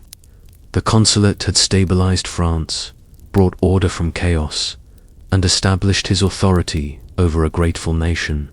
Yet something deeper stirred within him, a vision that extended far beyond the boundaries of revolutionary France. A dream that encompassed the ancient grandeur of Rome and the sweeping majesty of Charlemagne's empire, the whispers of conspiracy that had plagued his early years as first consul now served to justify what many saw as inevitable. The Duke of Enghien's execution in March 1804 sent a clear message to Europe's monarchs. The revolution's child would not hesitate to defend himself against royal intrigue, but it also marked a turning point in Napoleon's relationship with the old order. By spilling Bourbon blood, he had crossed a threshold from which there could be no return to mere Republican leadership. The Senate's carefully worded proposal for the establishment of an empire seemed almost anticlimactic after years of de facto imperial rule. Yet the symbolism was profound. France, which had so violently rejected the divine right of kings, now willingly placed the crown upon the head of a man whose only claim to legitimacy was his own genius and the consent of the governed. It was democracy's ultimate paradoxy, people choosing their emperor. As spring arrived in 1804, Napoleon's thoughts turned increasingly to the ceremony that would transform him from citizen to sovereign. The coronation could not be a simple affair. It must speak to both revolutionary principles and imperial majesty. The challenge lay in creating a ritual that honored France's new identity while invoking the sacred traditions that had crowned kings for centuries. In this delicate balance, Napoleon revealed his understanding of power's theatrical dimension, the recognition that authority must not only be exercised, but also performed. The selection of Notre Dame Cathedral as the venue carried deep symbolic resonance. Here, in this Gothic masterpiece that had witnessed centuries of French history, the Republic would crown its emperor. The irony was not lost on contemporary observers. The same sacred space where revolutionary crowds had once proclaimed the goddess of reason would now host the most elaborate religious ceremony France had seen since the Ancien Regime. December 2, 1804, dawned crisp and clear over Paris, as if the heavens themselves had cleared to witness this unprecedented spectacle. The bells of Notre Dame began their solemn toll before sunrise, their bronze voices carrying across the Seine and through the streets where crowds had already begun to gather. This was no ordinary Sunday morning. This was the day that would transform Napoleon Bonaparte into Napoleon I, Emperor of the French. The cathedral itself had been transformed for the occasion. Jacques-Louis David, the painter who had once captured the fierce idealism of the Revolution, now turned his artistic vision to imperial grandeur. Rich tapestries adorned the ancient stone walls, while thousands of candles cast dancing shadows among the Gothic arches. The very air seemed heavy with incense and expectation, as if the building itself held its breath for the ceremony to come. Pope Pius VII had made the long journey from Rome, his presence lending sacred legitimacy to what might otherwise have seemed merely a political theatre. The pontiff's agreement to participate in the coronation represented a diplomatic triumph for Napoleon, bridging the chasm between revolutionary France and Catholic Europe. Yet even in this moment of apparent reconciliation, subtle tensions remained. The Pope would bless the crown, but Napoleon would place it upon his own head, a gesture that spoke volumes about the new emperor's understanding of divine authority. As the imperial procession wound its way through the streets of Paris, citizens pressed forward to catch a glimpse of their emperor-elect. Napoleon, resplendent in a purple velvet robe trimmed with ermine, sat with characteristic dignity in the ornate carriage. Beside him, Josephine appeared every inch the empress, her grace and beauty complementing her husband's commanding presence. The crowds that lined the route saw in this couple not merely their rulers, but the embodiment of their own dreams of glory and grandeur. The ceremony itself unfolded with a mixture of ancient ritual and revolutionary innovation. When the moment came for the actual crowning, Napoleon's decisive action, taking the crown from the Pope's hands and placing it upon his own head, sent a clear message to all assembled. His authority derived not from divine appointment alone, but from his own will and the consent of the French people. It was a gesture both humble and defiant, acknowledging God while asserting the sovereignty of merit over birth. Coronation as empress followed, and in this moment, the assembled dignitaries witnessed something remarkable. Genuine emotion breaking through imperial ceremony. As Napoleon gently placed the smaller crown upon his wife's head, their eyes met with an intimacy that transcended the public spectacle. Here was love elevated to the level of state ceremony, romance transformed into dynasty. The Te Deum that concluded the ceremony rose to the cathedral's vaulted ceiling like a prayer made manifest in stone and sound. As the last notes faded and the imperial couple prepared to depart, Europe had gained a new kind of ruler, one who combined the legitimacy of popular will with the majesty of ancient tradition. The Napoleonic Empire had been born not in battle or conquest, but in the quiet transformation of a revolutionary general into a sovereign emperor. The establishment of the imperial court at the Tuileries Palace marked a fascinating experiment in reinventing aristocracy. Napoleon, who had risen from obscurity through merit alone, now set about creating a nobility that would serve his empire while avoiding the decadence that had doomed the Bourbons. The etiquette he established drew from Versailles grand traditions, yet bore the practical stamp of military efficiency that characterized all his endeavors. Josephine, as empress, found herself at the center of this new social order. Her natural grace and diplomatic instincts proved invaluable in creating a court atmosphere that was both impressive and welcoming. The salons she hosted brought together the old nobility who had submitted to the new regime, the revolutionary figures who had risen with Napoleon, and the foreign diplomats who sought to understand this unprecedented empire. The creation of the imperial nobility represented Napoleon's most audacious social engineering project. Marshals became dukes, generals became counts, and merit found its reward in titles that carried both honor and substantial estates. Yet these new nobles differed fundamentally from their predecessors. Their rank was earned through service to the state rather than inherited through bloodline, and their continued status depended upon ongoing loyalty and competence. Daily life in the imperial palace followed rhythms that balanced ceremonial grandeur with administrative efficiency. Napoleon's famous early morning meetings, where he received reports from across the empire, set the tone for a court that was as much a center of governance as of social display.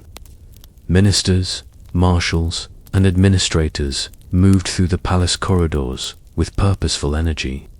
understanding that they served not merely a monarch, but an active, demanding executive who expected results. The Empress's apartments became a particular focus of court life, where Josephine's refined taste and diplomatic skills smoothed the rough edges of Napoleon's sometimes abrupt manner. Her evening receptions were masterpieces of social orchestration, bringing together diverse figures in an atmosphere that encouraged both relaxation and useful conversation. Foreign visitors often noted that the Empress possessed an intuitive understanding of people that complemented her husband's analytical intelligence. The imperial children, when they arrived through Napoleon's siblings and adopted offspring, added another dimension to court life. The emperor's fierce protective instincts toward his extended family created a familial atmosphere within the formal structure of the palace.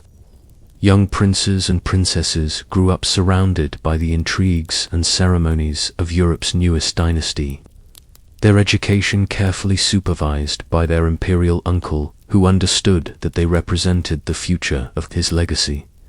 The coronation had made Napoleon Emperor of the French, but his vision extended far beyond France's borders. The concept of a unified European continent under French hegemony began to take shape in the months following his accession to the throne. This was not mere territorial ambition. It represented a revolutionary reimagining of European political order, one that would replace the chaotic patchwork of competing kingdoms with a rational, efficient system of allied states. The Third Coalition, formed by Austria, Russia, and Britain in 1805, provided the perfect catalyst for Napoleon's continental strategy. Rather than viewing this alliance as a threat, the emperor saw it as an opportunity to demonstrate French military superiority while advancing his larger political goals. The campaign that followed would showcase not only his tactical genius but also his ability to transform military victory into lasting political change. The march toward Austerlitz began in the late summer of 1805, as the Grande Armée moved with unprecedented speed and coordination across Central Europe. Napoleon's strategic deception was masterful. He allowed the enemy commanders to believe they held the initiative while carefully positioning his forces for maximum advantage. The Austrian and Russian generals, confident in their numerical superiority and traditional tactics, walked directly into the trap their opponents had so carefully prepared at the village of Austerlitz. On December 2nd, 1805, exactly 1 year after his coronation, Napoleon achieved perhaps his most brilliant tactical victory. The Battle of the Three Emperors, as it came to be known, pitted the French emperor against both Austrian Emperor Francis II and Russian Tsar Alexander I. The irony was not lost on contemporary observers. The self-made emperor teaching warfare, two men born to thrones. The battle itself unfolded with the precision of a perfectly executed military exercise. Napoleon's feigned weakness on his right flank drew the Allied forces into overextending their lines, creating the gap he needed to launch his devastating counterattack. When the French forces seized the Pratzen Heights, effectively cutting the enemy army in two, the outcome became inevitable. The sight of two ancient dynasties' forces fleeing the battlefield before the disciplined advance of the Grande Armée sent shockwaves throughout Europe. The Treaty of Pressburg that followed Austerlitz represented more than a peace settlement. It was the foundation of Napoleon's new European order. Austria's territorial losses and financial indemnities were severe enough to cripple its ability to wage war, while the creation of the Confederation of the Rhine effectively ended the Holy Roman Empire's thousand-year existence. The medieval structure of Central Europe was replaced by a modern system of states aligned with French interests. The dissolution of the Holy Roman Empire marked a watershed moment in European history, when Francis II laid down the imperial crown that had been worn by Charlemagne and his successors. He acknowledged that the old order had given way to something entirely new. Napoleon's reorganization of Germany created a confederation of states that looked to Paris rather than Vienna for leadership, fundamentally altering the balance of power that had existed since the Peace of Westphalia. The stunning victory at Austerlitz had eliminated Austrian power for the immediate future. But Prussia remained a wild card in Napoleon's continental design. King Frederick William III, heir to the military tradition of Frederick the Great, watched the French reorganization of Germany with growing alarm. The Prussian court, influenced by a war party led by Queen Louise, gradually moved toward confrontation. With the upstart French Empire, Napoleon's response to Prussian mobilization revealed his evolution from talented general to strategic mastermind. Rather than simply crushing another coalition army, he sought to eliminate Prussia as a great power entirely. The campaign of 1806 would demonstrate how completely warfare had been transformed by revolutionary energy and imperial organization. The battles of Jena and Auerstedt, fought simultaneously on October 14, 1806, marked the effective end of Prussia's military reputation. The speed and completeness of the Prussian collapse astonished even Napoleon's most experienced marshals. The army of Frederick the Great, once the terror of Europe, disintegrated under the combined shock of superior French tactics and their own outdated military system. Fortresses that should have required months to capture surrendered after Toulon. Resistance, while Prussian commanders seemed paralyzed by the pace of French operations. The occupation of Berlin represented the apotheosis of Napoleon's military career to that point. As French troops marched through the Brandenburg Gate and past the palaces where Frederick the Great had once held court, the symbolism was overwhelming. The conqueror of Europe now stood in the capital of the power that had dominated German affairs for generations. The contrast between Napoleon's dynamic leadership and the Prussian court's ineffectual response became a subject of fascination for observers across the continent. Queen Louise of Prussia's personal appeal to Napoleon at Tilsit added a romantic dimension to what was essentially a geopolitical realignment. The beautiful Queen's attempt to charm the French emperor into more lenient peace terms became the stuff of legend, though Napoleon's political calculations ultimately proved stronger than any personal attraction. The Treaty of Tilsit would reduce Prussia to a second-rate power, dependent on French goodwill for its continued existence. The Continental System, proclaimed from Berlin, represented Napoleon's most ambitious attempt to integrate economic warfare with territorial conquest. By forbidding European trade with Britain, the emperor sought to strangle his most persistent enemy's commercial lifeline, while simultaneously binding the continent together under French economic leadership. The system's theoretical elegance masked practical difficulties that would eventually contribute to the empire's downfall. But in 1806, it seemed the logical culmination of French hegemony. The meeting between Napoleon and Tsar Alexander I on a raft in the middle of the Niemen River remains one of history's most dramatic diplomatic encounters. Two emperors, each representing radically different political systems and cultural traditions, came together to redraw the map of Europe. The image of these rulers, isolated on their floating pavilion while their armies watched from opposite banks, captured the imagination of contemporaries and historians alike. Alexander I arrived at Tilsit as the leader of a defeated coalition, his armies having suffered devastating losses in the campaigns of 1806 to 1807. Yet the young Tsar possessed a complex personality that combined mystical religious impulses with shrewd political instincts. His initial fascination with Napoleon reflected both genuine admiration for the French emperor's achievements and a calculated assessment of Russia's strategic situation. The personal chemistry between the two emperors surprised even their closest advisors. Napoleon, accustomed to dealing with the rigid formalities of traditional monarchs, found in Alexander a ruler who could match his intellectual energy and visionary scope. Their conversations ranged across philosophy, religion, and politics, creating a temporary bond that seemed to transcend the brutal realities of the battlefield. The partition of Europe, agreed upon at Tilsit, represented the high water mark of Napoleon's diplomatic success.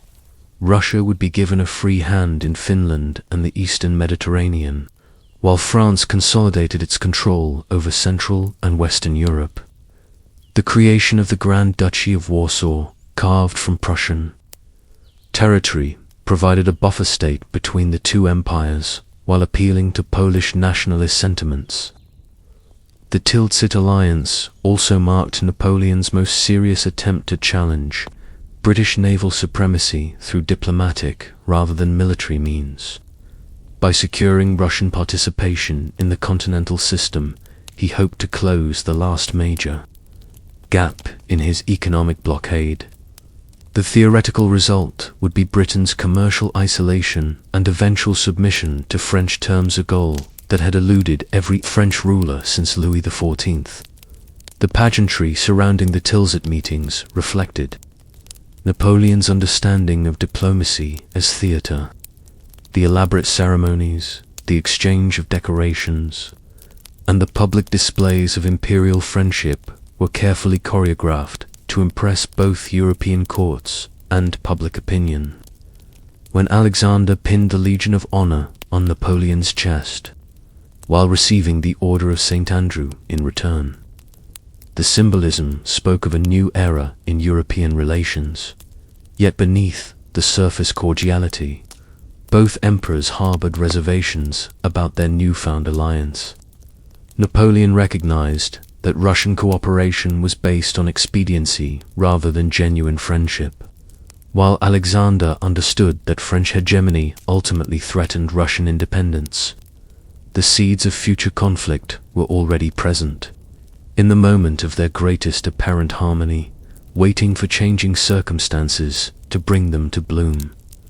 The decision to intervene in Spain marked a crucial turning point in Napoleon's imperial strategy, one that would ultimately prove more costly than any single battlefield defeat. The Spanish royal family's internal disputes provided the pretext, but the emperor's broader vision of continental unity drove his determination to bring the Iberian Peninsula under French control. What seemed like a logical extension of his European system would become, in his own words, the Spanish ulcer that slowly drained the empire's strength. The abdications of Charles IV and Ferdinand VII at Bayonne in 1808 appeared to settle the Spanish question with characteristic Napoleonic efficiency. By installing his brother Joseph as King of Spain, Napoleon sought to create another reliable satellite state that would enforce the continental system while providing strategic depth against British naval power. The arrangement looked neat on paper, reflecting the emperor's confidence in his ability to reorganize Europe according to rational principles. However, Napoleon had fundamentally misunderstood the nature of Spanish society and the depth of popular attachment to traditional institutions. The uprising that began in Madrid on May 2, 1808, and spread rapidly across the peninsula, revealed the limits of French power when confronted by genuine popular resistance. Unlike the conventional armies he had defeated so decisively, the Spanish guerrillas could not be brought to battle and destroyed in a single campaign. The siege of Saragossa became a symbol of Spanish resistance that resonated throughout Europe. The city's defenders, led by figures like José de Palafox and Agustina de Aragon, demonstrated that French military superiority could be neutralized by determination and local knowledge. The brutal urban fighting that characterized the siege foreshadowed the kind of warfare that would characterize the Peninsular conflictor struggle, where French advantages in organization and equipment were offset by Spanish advantages in motivation and terrain. Arthur Wellesley's arrival in Portugal with a British expeditionary force transformed the Spanish uprising from a local rebellion into a major European conflict. The future Duke of Wellington brought not only military expertise, but also the financial resources and logistical support that enabled sustained resistance to French occupation. His victory at Vimeiro in August 1808 demonstrated that French armies could be defeated by conventional forces employing appropriate tactics. Napoleon's personal intervention in Spain during the winter of 1808-1809 temporarily restored French fortunes through a series of rapid victories that recalled his greatest campaigns. The capture of Madrid and the rout of Spanish armies at Somosierra showed that the emperor had lost none of his tactical brilliance. Yet even these successes could not address the fundamental problem. Spain could be conquered but not pacified, occupied but not integrated into the Napoleonic system. The Spanish conflict's impact on European politics extended far beyond the Iberian Peninsula. The spectacle of French forces bogged down in guerrilla warfare encouraged other powers to reconsider their relationship with the empire. Austria began preparing for another war, while Russia's commitment to the continental system grew increasingly hostile.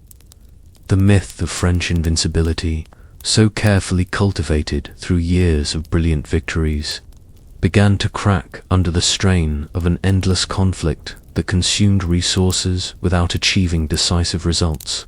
As Napoleon prepared to leave Spain in January 1809, summoned back to Paris by reports of Austrian military preparations, he could not have foreseen that this departure marked the beginning of his empire's long decline. The Spanish War would continue for another 5 years, tying down hundreds of thousands of French troops and draining the imperial treasury. More significantly, it had demonstrated that the Napoleonic system contained within itself the seeds of its own destruction, that the very success of French arms had created conditions that made sustained resistance both possible and increasingly likely. The transformation from triumphant emperor to embattled ruler, defending an overextended empire had begun, though Napoleon himself might not yet have recognized the signs.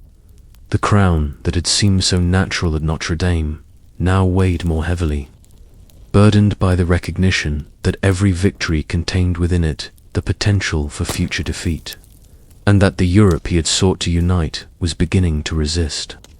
With the very nationalism his own example had helped to inspire, the year 1812 arrived like a cold wind from the steppes, carrying with it the seeds of empire's transformation. Napoleon stood upon the threshold of his greatest gamble, gazing eastward toward the vast expanse of Russia, that enigmatic land which had long defied the logic of European politics, the continental system, his economic weapon against British commerce, had begun to fray at its edges, and Tsar Alexander I had withdrawn from the alliance that once bound France and Russia in uneasy partnership. In the silence of his study at the Tuileries, Napoleon traced the borders of Europe on maps, spread before him like conquered territories. His finger lingered over the endless plains beyond Poland, over rivers whose names sang of ancient battles and forgotten kingdoms. The Russian withdrawal from the continental system was more than diplomatic betrayal. It was a crack in the foundation of his continental vision, a fissure through which British gold and goods could flow like water finding its course to the sea. The preparations for the Russian campaign unfolded with the methodical precision of a master clockmaker assembling his most ambitious creation. From every corner of the empire, men and supplies flowed toward the eastern frontier like tributaries feeding a mighty river. French regiments marched alongside Italians and Germans, Poles and Dutch, Croats and Bavarians, Continental Army. That embodied Napoleon's vision of European unity under French leadership. 600,000 souls would follow their emperor into the Russian vastness, the largest military force ever assembled on European soil. On the 24th day of June, 1812, the Grande Armée began its crossing of the Neman River, that narrow ribbon of water that separated the known world from the mysterious depths of Russia. Napoleon himself crossed before dawn, his grey campaign coat barely visible in the pale light that filtered through the morning mist.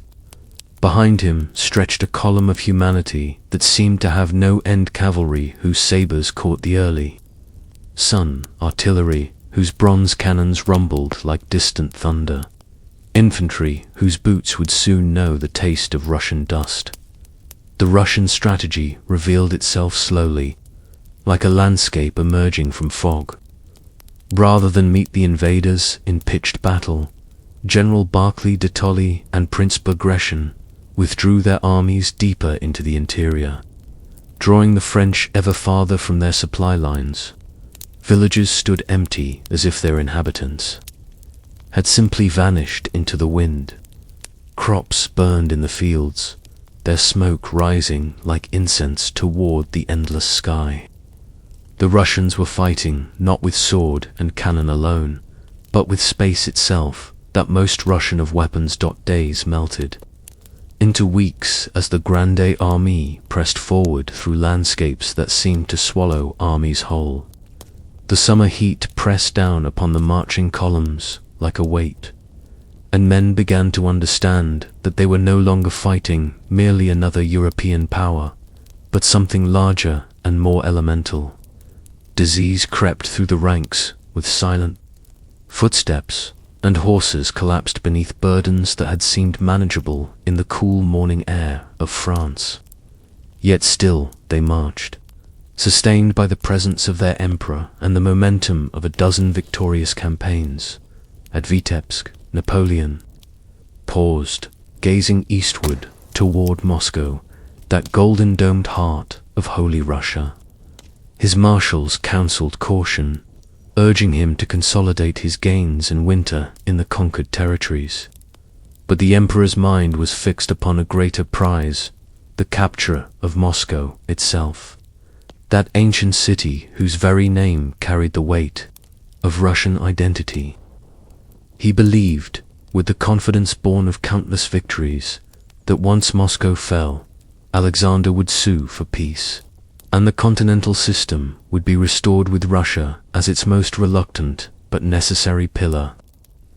The Battle of Smolensk came like a thunderclap after weeks of phantom warfare. The ancient city, with its massive walls blackened by cannon fire, became the first major test of the campaign. French artillery pounded the fortifications while Russian defenders fought with the desperation of men protecting their homeland's threshold. When the city finally fell, it was a hollow victory. The Russians had evacuated most of their forces and supplies, leaving only smoke and ruins for the conquerors. September arrived with the first whisper of autumn's approach, and with it came the news that Marshal Kutuzov had replaced the retreating generals. The old fox of Russian warfare, scarred by battles against the Turks and seasoned by decades of service, had chosen his ground at last. Near the village of Borodino, 70 miles from Moscow, the Russian army wheeled about like a great beast, finally turning to face its hunters. The stage was set for the bloodiest single day of the Napoleonic Wars. On September 7th, 1812, as dawn broke over the rolling fields near Borodino, 130,000 French soldiers faced 120,000 Russians across ground that would soon be sanctified by sacrifice. Napoleon, though suffering from a fever that clouded his usual battlefield clarity, deployed his forces with the precision of a master chess player. The great redoubt's earthwork fortifications, bristling with cannon, stood like islands in a sea of grain, their guns trained on the approaching columns of blue and white.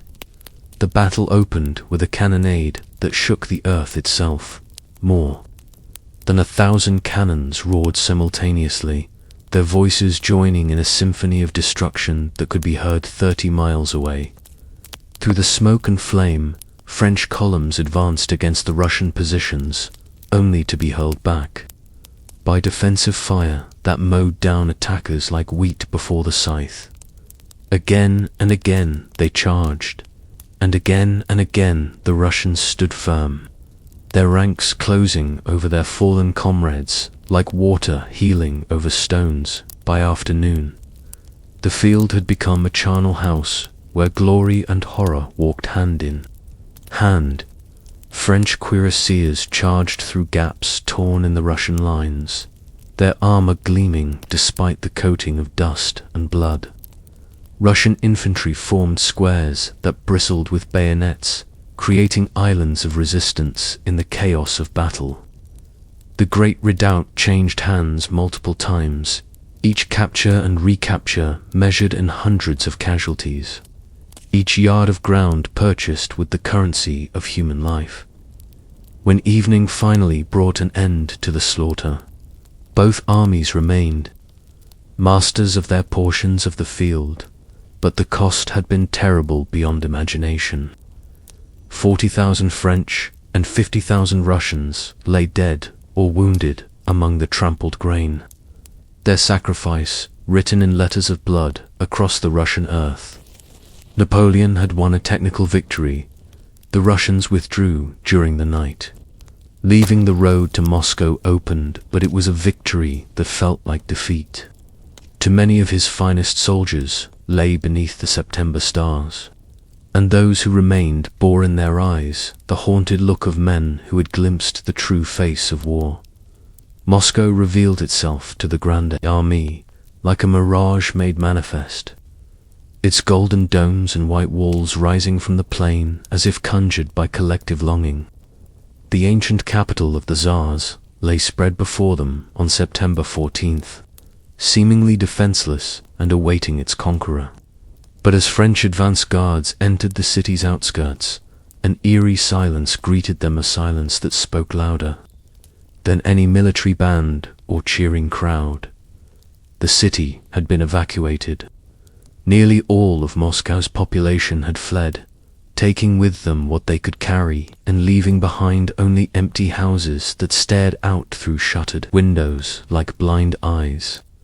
Napoleon entered the Kremlin with ceremony befitting an emperor, but his triumph echoed hollow through chambers that had known the footsteps of Ivan the Terrible and Catherine the Great. He waited for Russian emissaries to arrive with offers of peace, but the days passed in silence, broken only by the wind that whispered through the empty streets. On the night of September 15th, fires began to bloom across Moscow like deadly flowers opening in the darkness. Whether set by remaining Russian patriots or started by careless French soldiers would never be fully known. But the flames spread with supernatural swiftness through the wooden city. For 3 days and nights, Moscow burned while Napoleon watched. From the Kremlin's walls, seeing his greatest trophy consumed before his eyes, the very prize he had marched 600,000 men to claim was turning to ash and ember, its golden domes blackened by smoke, its churches and palaces reduced to hollow shells. In the weeks that followed, as October's chill began to bite, at the edges of the shortened days, Napoleon waited in vain for Alexander's submission. The Tsar's silence was more eloquent than any diplomatic note. From his palace in St. Petersburg, Alexander had chosen to let winter itself become his general. While partisan bands harassed French supply lines and Russian regular forces regrouped in the southern provinces, the emperor, who had never known strategic patience, found himself trapped by his own success, holding a city that could not be held, ruling subjects who had vanished like shadows at dawn. The decision to retreat came too late, delayed by pride, and the hope that Alexander might yet bend the knee. By October 19th, when the Grande Armée finally began its withdrawal from Moscow, the first snows had already dusted the ground with their harbinger's warning.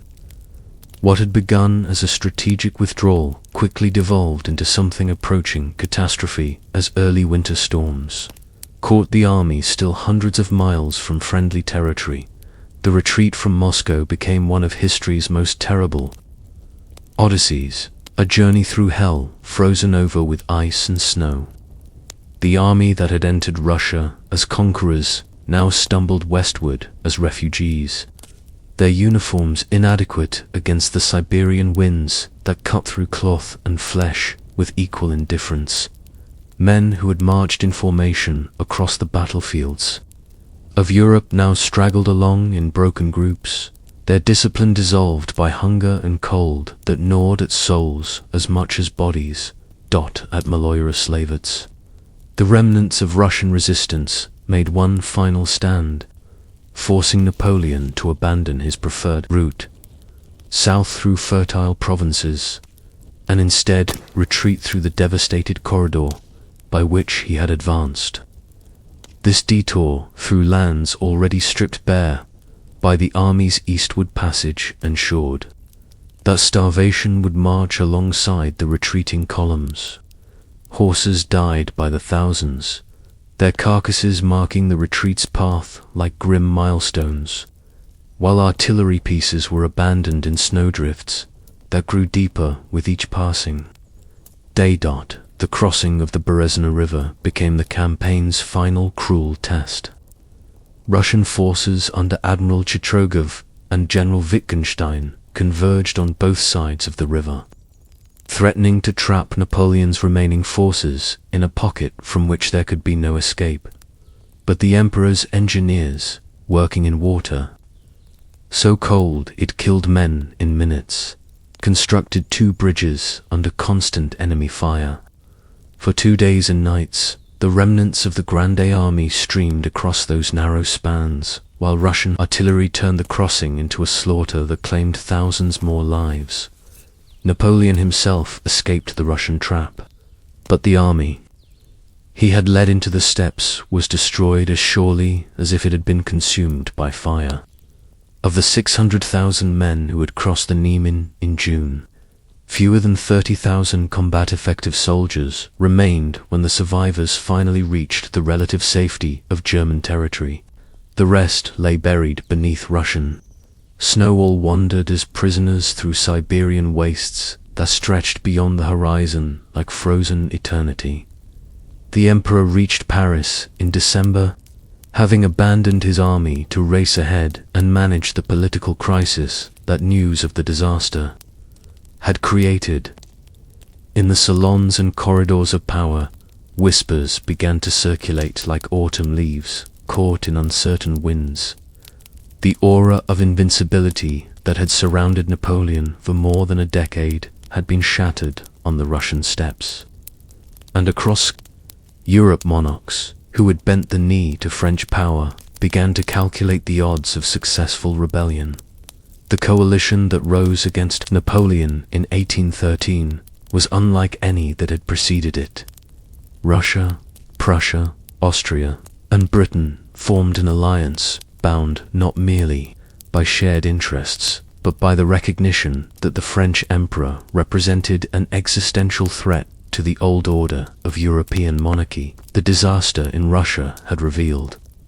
Napoleon's mortality, and like wolves scenting wounded prey, the Allied powers gathered their forces for what they hoped would be the final campaign in France.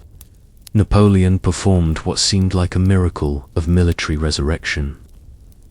Through ruthless conscription that swept up boys barely old enough to shoulder muskets, he assembled a new army from the debris of the old. The grognards, the old guard who had followed him from Egypt to Moscow, formed the backbone of this force, their weathered faces reflecting the experience of 100 battlefields. But these veterans were now outnumbered by teenagers whose mothers had wept to see them march away. Young men whose beardless cheeks belied the gravity of the task.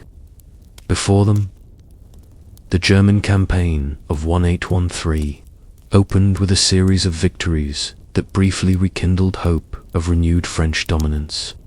At Lutzen and Bautzen, Napoleon's tactical genius blazed forth once more.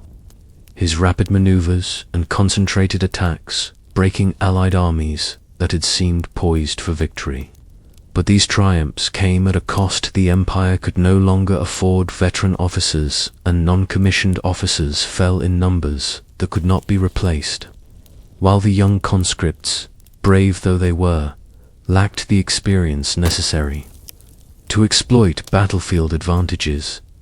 Austria's entry into the coalition in August 1813 tipped the balance decisively against France. Metternich, that master of diplomatic chess, had maneuvered his Emperor Franz I into war against his own son-in-law, calculating that Habsburg interests demanded Napoleon's destruction regardless of family ties. The combined armies of the coalition now numbered more than 500,000 men, facing Napoleon's force of less than 200,000 odds that even the Emperor's genius could not overcome indefinitely. The Battle of Leipzig, fought from October 16th to 19th, 1813, became known as the Battle of the Nations for the polyglot nature of the forces involved. French soldiers fought alongside Poles and Germans against Russians, Prussians, Austrians, and Swedes in a melee that sprawled across the Saxon countryside like some medieval apocalypse. For 3 days, the outcome hung in balance as Napoleon sought to defeat his enemies in detail, concentrating his forces against each Allied army in turn. But the arithmetic of attrition worked inexorably against the French.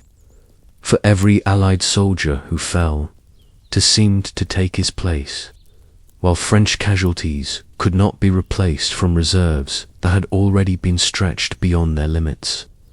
On the 4th day, as Allied forces closed in from all directions, Napoleon ordered a general retreat. The withdrawal became a rout when the single bridge over the Elster River was blown prematurely, trapping thousands of French soldiers on the wrong side of the water. The Allied armies that poured across the Rhine in late 1813 came not as conquerors, but as liberators, proclaiming their intention to free Europe from the Napoleonic yoke while respecting French territorial integrity.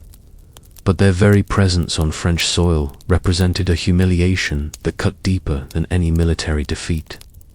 For 20 years, French armies had carried revolutionary ideals and imperial eagles to every corner of Europe.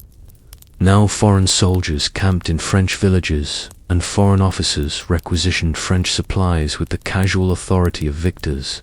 Napoleon's defense of France in 1814 revealed him at both his most brilliant and most desperate, with an army that numbered barely 70,000 men, many of them national guardsmen and raw recruits. He conducted a campaign of maneuver that recalled his earliest victories in Italy, like a chess master playing simultaneously against multiple opponents. He shifted his forces rapidly between threatened sectors, striking at separated Allied columns with the concentrated fury of a thunderbolt. At Camp Albert, Montmirail, and Vauchamps, the Emperor's tactical mastery blazed forth one final time. His rapid marches between battlefields allowed him to achieve local superiority despite overall numerical inferiority, and for a brief moment it seemed as though sheer audacity might yet snatch victory from the jaws of defeat. But these successes, brilliant though they were, could not alter the fundamental reality that France faced the combined might of most of Europe, with resources stretched beyond their breaking point. The Allies learned from their mistakes, avoiding the kind of dispersed advance that had allowed Napoleon to defeat them in detail. Instead, they converged on Paris itself, forcing the emperor to choose between protecting his capital and continuing his campaign of maneuver in the provinces. The choice, when it came, revealed the cruel mathematics of strategic reality. Napoleon could not be everywhere at once, and his enemies had finally learned not to provide him with the isolated targets that his genius required. While Napoleon struck at Allied forces near the eastern frontier, other enemy columns approached Paris from the north.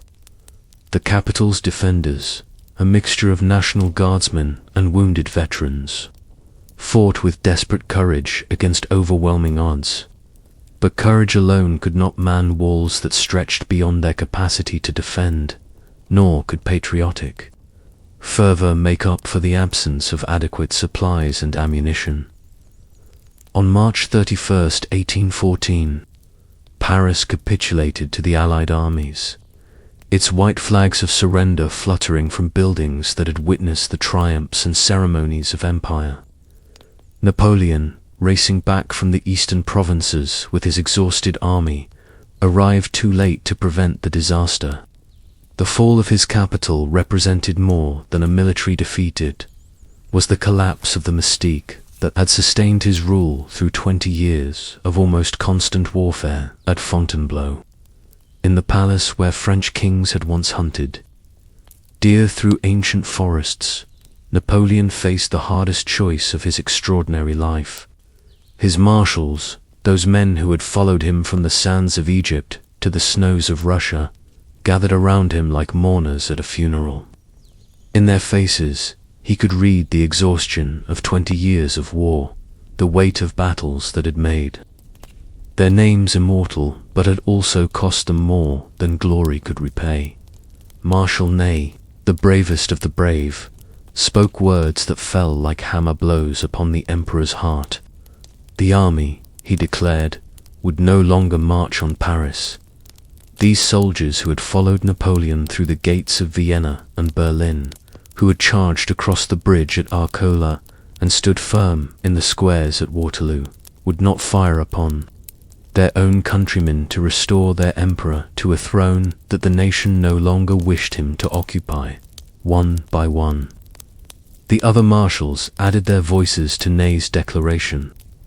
Murat, Napoleon's brother-in-law, and the most flamboyant cavalry commander of the age, spoke of the need for peace.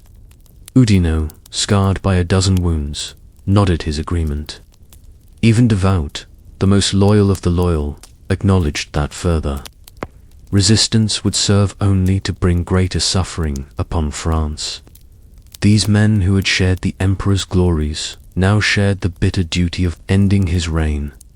The abdication document that Napoleon signed on April 6, 1814, consisted of only a few lines, but those words marked the end of an epoch. With strokes of his pen, he renounced for himself and his heirs all claims to the thrones of France and Italy, accepting exile to the Mediterranean island of Elba in exchange for the sovereignty of that tiny realm and a pension from the restored Bourbon monarchy.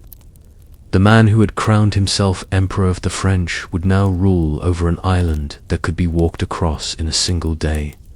The farewell to the old guard took place in the courtyard of Fontainebleau on April 20th, 1814, a ceremony that would be remembered as long as men honored courage and loyalty.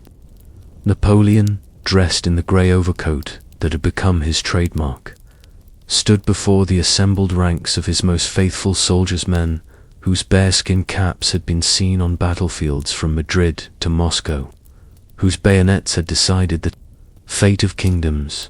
His words to them were simple and heartfelt, a soldier's farewell to comrades who had shared the ultimate brotherhood of arms. He kissed the flag they had carried to victory in 100 battles, that tricolour banner which had replaced the white lilies of the Bourbons and would outlast the restoration that now seemed so triumphant. As his carriage rolled away, the coast and exile, those grizzled veterans, wept without shame, knowing that they were witnessing the end of the greatest military adventure in European history. At Elba proved too small to contain a spirit that had ruled half of Europe. For 10 months, Napoleon governed his miniature kingdom with the same attention to detail he had once devoted to continental affairs, building roads and improving harbours while his restless mind calculated the possibilities of return. Across the water, France struggled under the restored Bourbon monarchy, and reports reached the exiled emperor of growing discontent among soldiers reduced to half pay and officials dismissed from positions they had held under the empire. On February 26, 1815, Napoleon slipped away from Elba with a handful of loyal followers, landing on the French coast near Cannes like some romantic hero from an adventure tale. The gamble seemed impossibly reckless. One man and a few hundred supporters against the armies of Europe, but the emperor understood the magic of his own legend.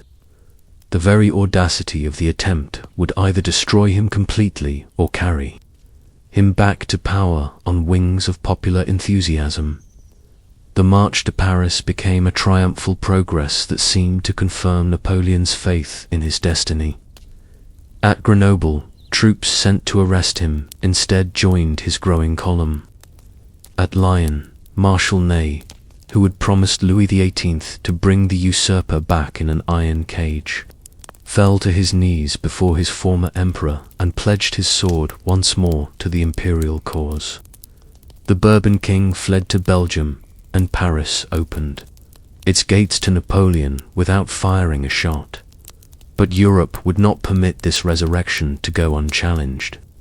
The Allied powers, meeting in Vienna to redraw the map of the continent, declared Napoleon an outlaw and began mobilizing their armies for a final reckoning. The Seventh Coalition formed with unprecedented speed and determination, its members united by the recognition that the Napoleonic question must be settled once and for all, either by the emperor's complete defeat or by their own destruction. Napoleon's return had caught Europe off guard, but it had also revealed the fragility of his restored empire. Liberal opposition in the Chamber of Deputies forced him to accept constitutional limitations that weakened his authority, while the need to mobilize quickly meant that many of his veteran soldiers were still scattered across Europe in Allied prisoner of war camps. The army he assembled for what he knew would be his final campaign was formidable but lacked the seasoned core that had made his earlier forces so nearly invincible. The emperor's strategy was characteristically bold: strike fast at the Allied armies before they could concentrate their overwhelming numerical superiority. By advancing into Belgium, he could divide the Anglo-Dutch forces under Wellington from the Prussian army under Blucher, defeat each in turn, and then turn to face the Austrian and Russian armies that were still marching toward the battlefield. From the east, it was a plan that required perfect timing and flawless execution, the kind of campaign that had made Napoleon's reputation 20 years earlier. The opening moves of the Belgian campaign proceeded according to plan. French forces crossed the frontier on June 15, 1815, achieving the strategic surprise that Napoleon required. At Ligny, 2 days later, Marshal Blucher's Prussians were defeated and driven from the field, though the old general himself escaped. The disaster that might have eliminated Prussian resistance entirely. At Quatre Bras, Marshal Ney fought Wellington to a tactical draw that nevertheless allowed the Anglo-Dutch army to withdraw in good order. But the margin for error in this campaign was non-existent, and small delays and miscommunications began to accumulate like compound interest on a debt that could not be repaid. Marshal Grouchy's pursuit of the defeated Prussians was half-hearted, allowing Blucher to rally his forces and march toward the sound of guns at Waterloo. Napoleon's own health, undermined by years of stress and the chronic ailments that had plagued him since the Russian campaign, prevented him from maintaining the superhuman level of personal oversight that his strategy required. June 18th, 1815, dawned grey and rainy over the fields south of the Belgian village of Waterloo, where Wellington had chosen to make his stand. The British commander had positioned his forces along a low ridge, concealing most of his men behind the crest, while French artillery prepared to commence the bombardment that would soften enemy resistance. It was ground that favoured the defence. But Napoleon had won battles on worse terrain, and his confidence remained unshaken despite the morning's inauspicious weather. The battle that decided the fate of Europe began late, delayed by Napoleon's decision to wait for the ground to dry, sufficiently for his artillery to maneuver effectively. That delay, measured in mere hours, may have cost him victory, for it allowed the Prussian vanguard under Bülow to approach the battlefield just as the French assault reached its climax. When the Imperial Guard finally advanced in their famous attack columns, they faced not only Wellington's fresh reserves, but also the psychological shock of Prussian intervention on their flank. The repulse of the Guard shattered the army's morale as surely as cannon fire could shatter stone.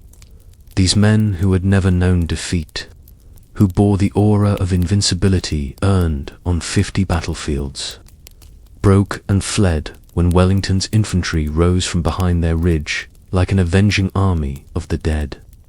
The cry went up, "The Guard retreats." And with those words, the last act of the Napoleonic drama reached its inevitable conclusion. The emperor who had dominated Europe for 2 decades watched his final army dissolve into the gathering dusk of a Belgian evening. Napoleon's return to Paris was a race against time and his own marshal's pragmatism. The Chamber of Deputies demanded his abdication before they would consider any measures for national defense, while Allied armies approached the capital with the grim determination of creditors come to collect a long overdue debt. On June 22nd, 1815, 4 days after Waterloo, Napoleon abdicated for the second time, hoping that his sacrifice might yet save France from the harsh peace that total defeat would bring. This time, there would be no comfortable exile to a Mediterranean island. The British government, remembering how easily Napoleon had escaped from Elba, chose a prison from which no escape was possible. St. Helena, a volcanic speck in the South Atlantic, lay 1,500 miles from the nearest land, surrounded by waters patrolled by British warships whose vigilance would never relax. There, under the constant supervision of a British governor, the man who had reshaped Europe would spend his remaining years in exile. So complete it resembled a living death, as Napoleon's ship disappeared beyond the horizon, taking the fallen emperor toward his final exile. Europe began the long process of forgetting the revolution that had convulsed the continent for a quarter century. The Allied powers restored the old boundaries and the old dynasties, confident that they had turned back the clock to a more stable and predictable age. But the ideas that Napoleon had carried on the points of his bayonet's nationalism, popular sovereignty, legal equality, had taken root in soil watered by the blood of 1,000,000 soldiers, and no congress of monarchs could legislate them out of existence. The emperor's final journey into exile carried with it the dreams and nightmares of an entire generation, the hopes and fears of men who had seen the world remade and then remade again. Behind him lay the wreckage of an empire that had stretched from the Atlantic to the gates of Moscow, an imperial dream that had burned bright as a comet before falling to earth in fragments of glory and defeat. The eagles that had soared above 100 battlefields would fly no more, but their shadow would darken European skies for generations yet to come. A reminder that even the most established order could be overthrown by will and sword, genius and fortune, the terrible alchemy of revolution and war. Yet even in defeat, the mind that had reshaped Europe could not rest quietly. The island of Elba, granted to him as his sovereign domain, became not a prison but a stage for contemplation and, ultimately, for one last magnificent gamble with destiny itself. Elba stretched beneath Mediterranean skies like a jewel of exile, its rocky shores and olive groves offering a kingdom in miniature to the man who had once commanded a continent.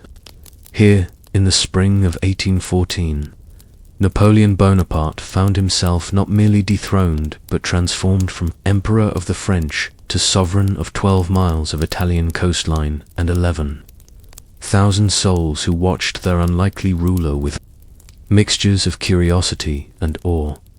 The villa that became his palace overlooked harbors where fishing boats bobbed like forgotten dreams. In its modest rooms, lined with maps of campaigns that now existed only in memory, he paced the floors with the restless energy of a caged eagle. His officers, those who had followed him into this diminished kingdom, watched as their emperor adapted to a realm where the morning review consisted of a handful of guards and the evening's entertainment might be a simple dinner with the island's mayor. Yet exile had not dulled the mind that had conceived the continental system and redesigned the governance of half of Europe. Napoleon threw himself into the administration of his tiny domain with the same methodical brilliance that had once organized the Grande Armée. He improved roads that wound through Elba's hills like ribbons of possibility, modernized the islands, defenses against pirates who still prowled the Mediterranean, and established schools where children learned to read words that might someday reshape their world. But as winter settled over the island in early 1815, news filtered across the water that stirred something deeper than administrative efficiency in the exiled emperor's heart. France, under the restored Bourbon monarchy, struggled with the very problems that Napoleon had spent 15 years solving. The economy languished without the energy of imperial enterprise. The army, reduced and humiliated, whispered the names of battles where they had marched beneath eagles that now gathered dust in forgotten corners. More troubling still were the reports of discontent among the people themselves. The peasants who had gained their land through revolutionary and Napoleonic reforms watched nervously as aristocrats returned from exile, their eyes fixed hungrily on properties that had been theirs before the great transformation began. The merchants who had grown wealthy in the free ports of the empire found themselves strangled by the return of guild restrictions and ancient privileges. Even the church, restored to its former prominence, seemed to many a step backward from the rational Concordat that had balanced faith with progress. It was Maria Wieluska's son, little Alexander, who unknowingly provided the spark that would ignite Napoleon's final gamble with destiny. The child's visit to Elba in the winter of 1815 reminded the emperor not just of personal attachments, but of the future itself, of the world he had begun to build and the legacy that might yet be completed. Watching the boy play in the villas, gardens, Napoleon saw reflected not his own ambitions, but the possibilities that might still await a France worthy of its revolutionary promise. The decision, when it crystallized in the emperor's mind, carried all the calculated audacity of his greatest campaigns. On the night of February 26, 1815, under stars that had witnessed his rise and fall and might yet witness his resurrection, Napoleon Bonaparte boarded the brig Inconstant with a handful of loyal followers and set course for the French coast. Behind him, Elba slept in peaceful ignorance of the storm that was about to be unleashed upon Europe. The landing at Gulf One on March 1st began not with the thunder of cannon, but with the whispered recognition of fishermen who watched in amazement.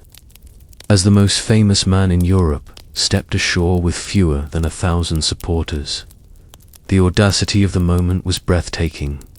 Here was a man attempting to reclaim an empire with less force than a provincial garrison might muster for a parade. But Napoleon had calculated correctly the power of memory and hope.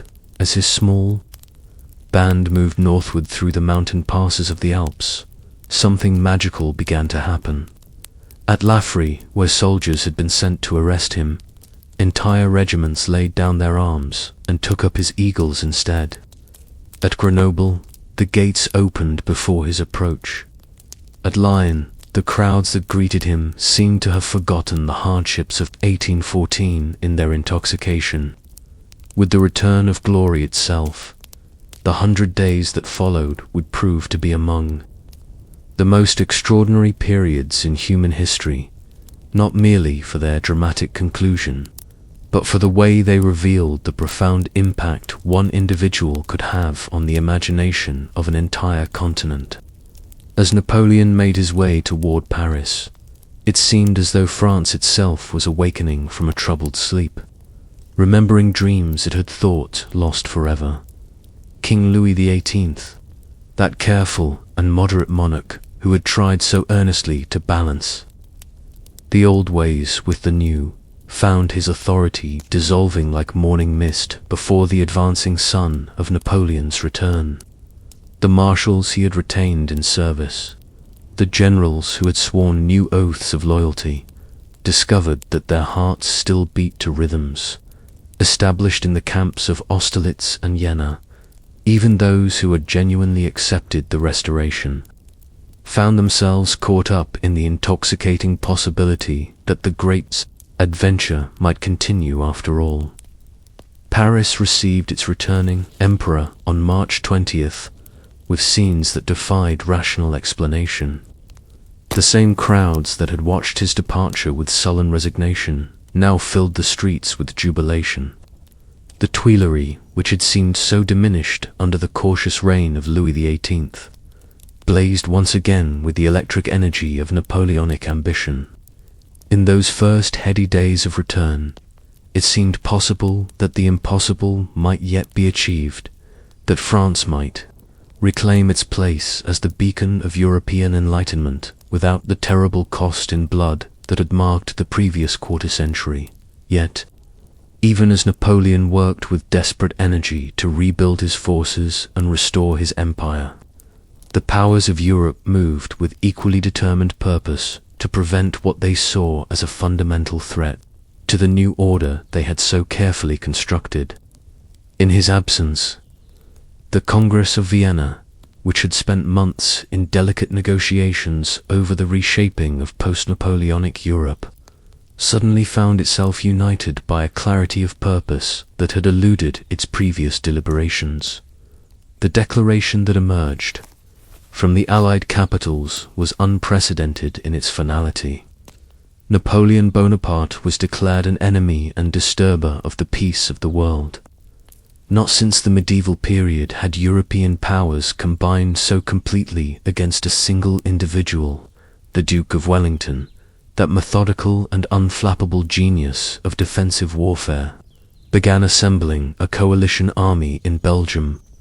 The old Prussian warrior whose hatred of Napoleon burned with the intensity of a forge fire gathered his forces with grim determination. The Russians and Austrians, despite the vast distances involved, began their own preparations for what all understood would be the final campaign. Napoleon faced this gathering storm with resources that would have daunted a lesser man, but which his experienced eye assessed with clear-headed realism. The army he could raise in the time available would be formidable, but not overwhelming, perhaps 280,000 men in total, but many of these needed for garrison duties and coastal defense. The core force he could concentrate for offensive operations would number barely 120,000, facing Allied armies that, once fully assembled, would outnumber his forces by more than 2 to 1. But the emperor had built his career on campaigns where speed and concentration of force had overcome numerical disadvantage. His strategy for what would become known as the Waterloo Campaign represented Napoleon at his most brilliant and most desperate a plan to defeat his enemies in detail before they could combine their overwhelming strength against him. The advance into Belgium in June 1815 unfolded with all the precision and audacity that had marked Napoleon's greatest victories, moving with a speed that caught his enemies off guard. He succeeded in placing his army between Wellington's Anglo-Dutch forces and Blücher's Prussians, creating the opportunity to defeat each in turn before they could support one another. At Ligny on June 16th, Napoleon achieved what would prove to be his final victory, striking Blücher's Prussians with such force that the old marshal was knocked unconscious when his horse fell beneath him.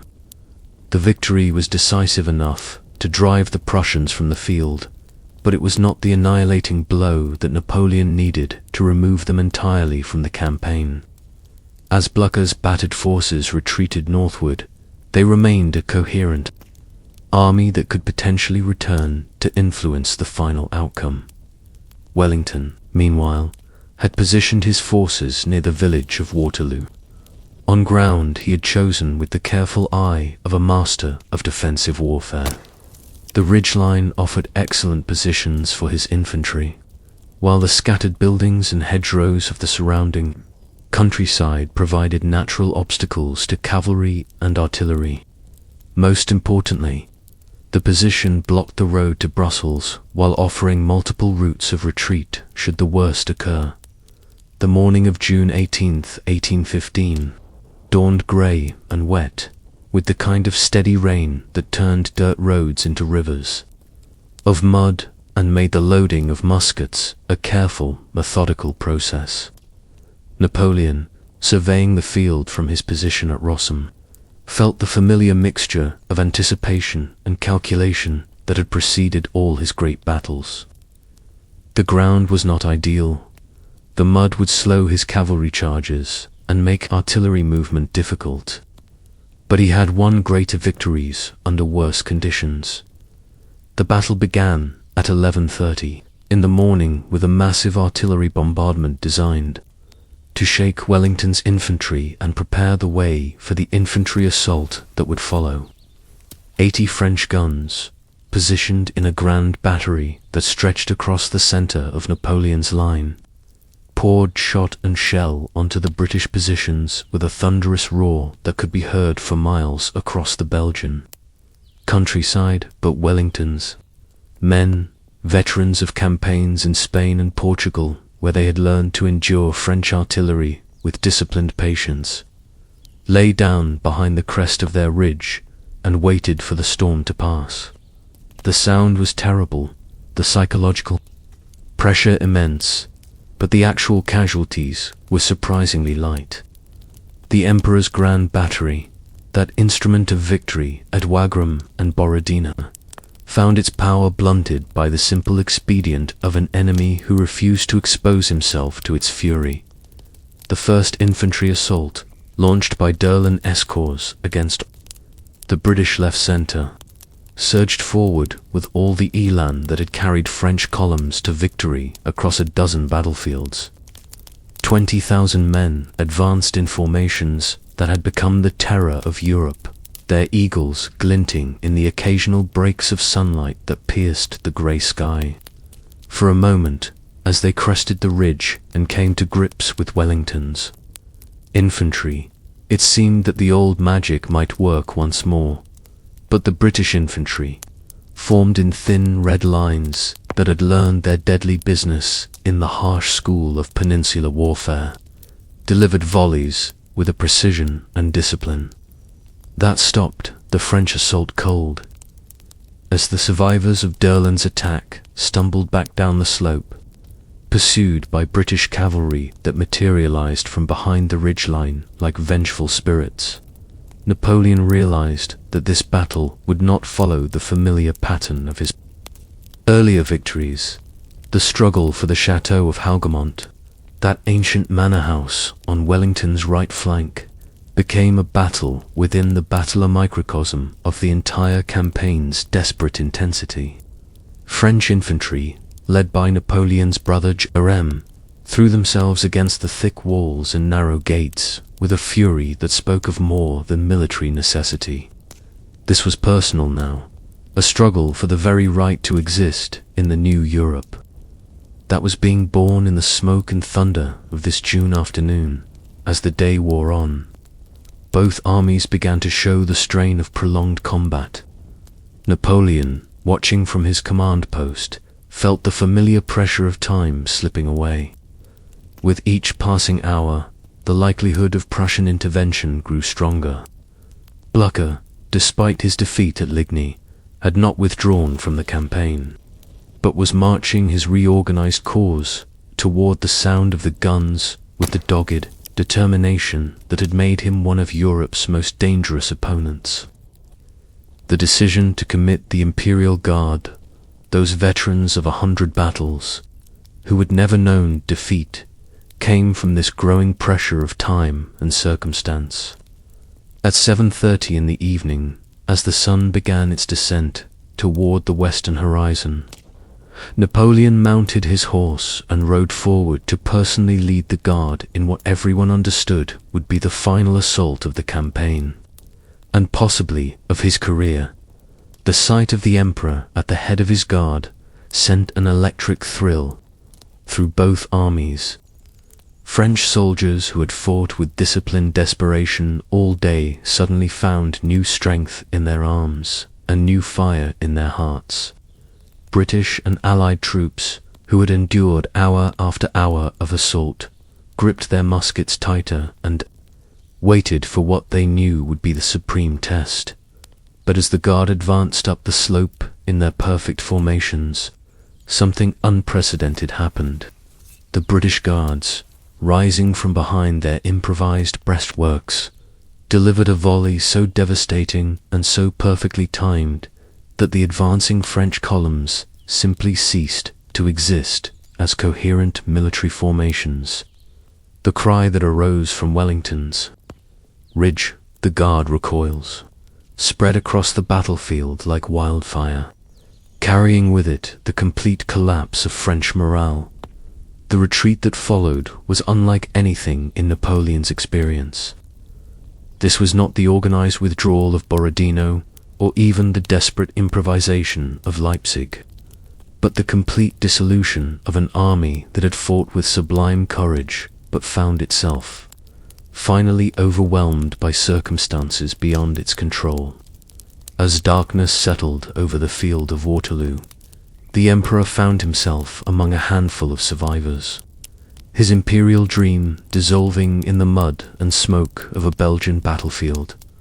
The voyage to St. Helena began on July 15, 1815, aboard HMS Bellerophon, that ship of the line whose name carried echoes of Greek tragedy appropriate to the drama now unfolding. Napoleon, standing at the stern rail as the English Channel widened behind him, watched the coast of France disappear into the grey distance with the stoic resignation of a man who understood that he was witnessing the end of one life and the beginning of something entirely different. The island that would become his final kingdom lay 1,500 miles from the nearest continent, a volcanic speck in the South Atlantic that served the British Empire as a way station for ships bound to and from India.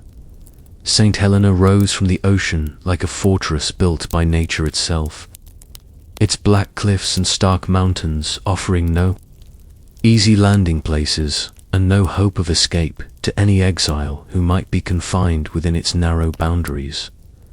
Longwood House, the damp and windswept residence that became Napoleon's prison palace, stood exposed on the island's central plateau like a monument to imperial decline.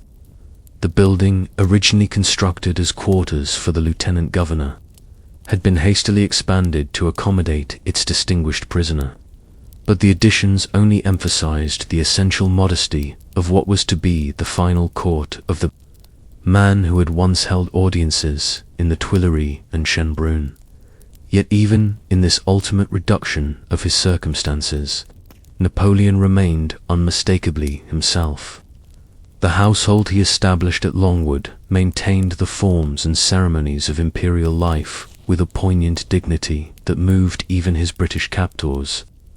The morning lever continued, though the courtiers were now a handful of loyal followers, who had chosen exile over comfortable retirement. State dinners were served on silver plate, though the guests consisted mainly of fellow prisoners and the occasional visiting sea captain, Sir Hudson Lowe. The governor appointed to oversee Napoleon's captivity found himself in the impossible position of jailer to a man whose very presence transformed the nature of imprisonment itself. Their confrontations, played out in the drawing rooms of Longwood with all the formality of diplomatic negotiations, revealed the profound difficulty of containing a figure whose authority derived not from military force or political position, but from the pure magnetism of genius and will. The daily routine that Napoleon established in exile became a kind of performance art, a demonstration that the essential qualities of leadership could survive even the complete removal of followers. To lead, he rose each morning at 7, bathed and dressed with the same meticulous attention to appearance that had marked his habits in the Tuileries. After a simple breakfast coffee, always coffee, sweetened with the sugar that reminded him of Caribbean campaigns and continental blockades, he would walk in the garden, examining the plants and vegetables that grew in soil so different from the wheat fields of France. The afternoons belonged to dictation, those long sessions where Napoleon's voice filled the rooms of Longwood with memories of campaigns and reflections on the nature of power itself. General Gourgaud, Count Monthalon, and Las Cases took turns as secretaries, their pens racing to keep pace with the flood of recollection and analysis that poured from their emperor's inexhaustible mind. These sessions, intended originally as simple memoir writing, gradually evolved into something far more significant: systematic examination of the principles and practices that had shaped the modern world. It was during these dictation sessions that Napoleon created what would become his most enduring victory, the Memorial of St. Helena, as these conversations would be published, presented to the world not the restless conqueror of European legend, but the philosophic emperor whose true achievement lay in the realm of ideas rather than territories. This Napoleon spoke eloquently of popular sovereignty, of the career open to talent, of the necessary evolution of human society toward greater justice and opportunity.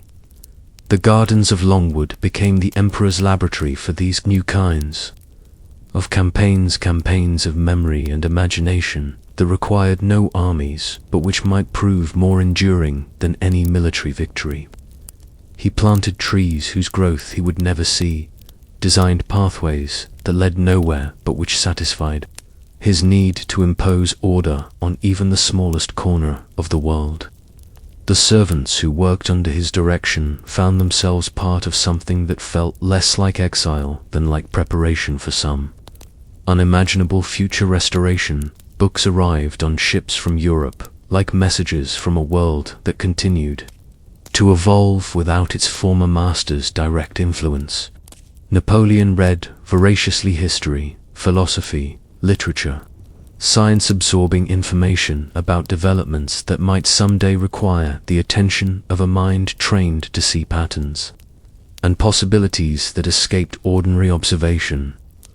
The newspaper accounts of political changes in France and Italy he studied with the intensity of a general planning campaigns he might never fight. Visitors to St. Helena, those rare travellers whose paths brought them within range of the island's peculiar magnetism, found themselves witnesses to something unprecedented in human experience. The voluntary transformation of a world historical figure into something approaching pure idea. Napoleon in exile possessed a quality of attention and presence that many found more impressive than anything they had read about his earlier career. Here was power without armies, authority without office, empire without territory. The years passed with a rhythm that seemed to exist outside ordinary time. Seasons on St. Helena marked themselves through subtle changes in the island's harsh weather, rather than the dramatic transitions of European climates. Napoleon's health, robust enough to have survived 20 years of campaigning, began to show the effects of the island's damp climate and his own increasingly sedentary habits. The stomach ailments that had troubled him occasionally during his active career became chronic conditions that sapped his energy and limited his activities. Yet even illness seemed to serve the strange alchemy by which the exile of St. Helena was transforming himself into legend. The physical diminishment that marked his final years only emphasized the spiritual intensity that visitors found so remarkable. Count Montholon, writing to friends in Europe, described an emperor who seemed to be distilling himself into pure essence, preserving only what was most essential and most enduring about the phenomenon that had been Napoleon Bonaparte. The conversations grew deeper as the body grew weaker. Where the earlier dictation sessions had focused on military campaigns and political maneuvers, the later ones explored questions that had occupied philosophers for centuries. What was the relationship between individual genius and historical necessity? Could great changes in human society be accomplished without the suffering that seemed to accompany all rapid transformation? Was there a way to preserve the benefits of revolution while avoiding its destructive excesses, as 1820 gave way to 1821? Those closest to Napoleon could see that the final campaign was beginning. The emperor himself seemed to recognize that his time was growing short, not with the fear that might afflict ordinary men, but with the calm attention to detail that had marked his preparation for every significant endeavor of his career. He began to speak more frequently of his son, the young man known to history as Napoleon II, who lived in Vienna under the protection and surveillance of his Austrian grandfather. The will that Napoleon dictated in these final months revealed a mind that remained lucid and purposeful even as the body failed. The bequests to followers and family members were generous but not extravagant, reflecting the practical limits of an exile's resources. More significant were the political testaments, the careful instructions about how his memory should be preserved and his ideas transmitted to future generations, who might find uses for them that the present age could not imagine. May 5, 1821, dawned grey and humid on St. Helena, with the kind of oppressive weather that made even the simplest activities seem burdensome. Napoleon, confined now to his bed at Longwood for weeks, drifted in and out of consciousness with the rhythm of tides that seemed to pull him gradually away from the island, away from exile, towards some destination that none of his followers could accompany him to explore. Dr. Antomarchi, the Corsican physician who had arrived on the island 2 years earlier, monitored his patient's condition with the helpless frustration of a man trained to heal confronting something beyond the reach of medical intervention. The emperor's pulse grew weaker each day, his breathing more labored, but his mind, when consciousness returned, remained as sharp and purposeful as ever. Even dying, Napoleon Bonaparte continued to be unmistakably himself. The household at Longwood gathered around their emperor's bedside with the gravity of courtiers attending a state ceremony of unprecedented importance. General Bertrand, Count Monthalan, the young Marquise de Monthalan, the devoted servant Marchang, these few who had chosen to share the exile now found themselves witnesses to its ultimate conclusion. Their vigil had about it something of religious intensity, as though they understood that they were present at the ending of more than a single life. In his lucid moments, Napoleon spoke softly of France, of the son he would never see reach manhood, of the ideas and institutions that would carry forward the essential work of his lifetime, even after the man himself had passed beyond the reach of both enemies and supporters. His voice, weakened by illness but still carrying traces of the authority that had commanded armies and reshaped nations, seemed to fill the small room with echoes of larger possibilities. France, the army, the head of the army, Josephine, These fragmentary words, spoken in the delirium of his final hours, revealed the deepest concerns of a mind that was simultaneously releasing its hold on life and affirming the values that had given that life its meaning. Even at the end, the emperor's thoughts moved instinctively toward the great abstractions nation, institution, person that had shaped his understanding of what human existence might accomplish. At 5:49 in the evening, as the South Atlantic sun began its descent toward the horizon, Napoleon Bonaparte drew his final breath with the same quiet dignity that had marked his conduct throughout the long exile. There was no dramatic final statement, no theatrical gesture. Toward posterity, the man who had filled Europe with the thunder of his campaigns departed this world as silently as the evening mist that often settled over Longwood's gardens. The death that followed was itself a kind of victory, though not one that Napoleon had consciously planned. Sir Hudson Lowe, that conscientious bureaucrat who had spent 6 years trying to reduce the most famous man in the world to the status of an ordinary prisoner, found himself confronting the impossible task of disposing of remains that belonged not just to Britain's most dangerous captive, but to history itself. The funeral, held on May 9th, in a valley that Napoleon had chosen for its resemblance to the countryside of his youth, became something unprecedented in the annals of British colonial administration. The garrison turned out in full dress uniform, their officers recognizing that they were participating in ceremonies that would be remembered long after the court administrative details of the St. Helena governorship had been forgotten. The French tricolour, banned throughout the years of exile, flew once more over the coffin of the man who had carried it to the ends of Europe. But the true victory began only after the burial, as reports of Napoleon's death spread across a world that discovered, to its own surprise, how much it had been shaped by the knowledge that somewhere in the South Atlantic the Emperor lived on. The news that reached Paris, London, Vienna, and St. Petersburg carried with it an odd sense of loss that transcended political loyalties and national boundaries.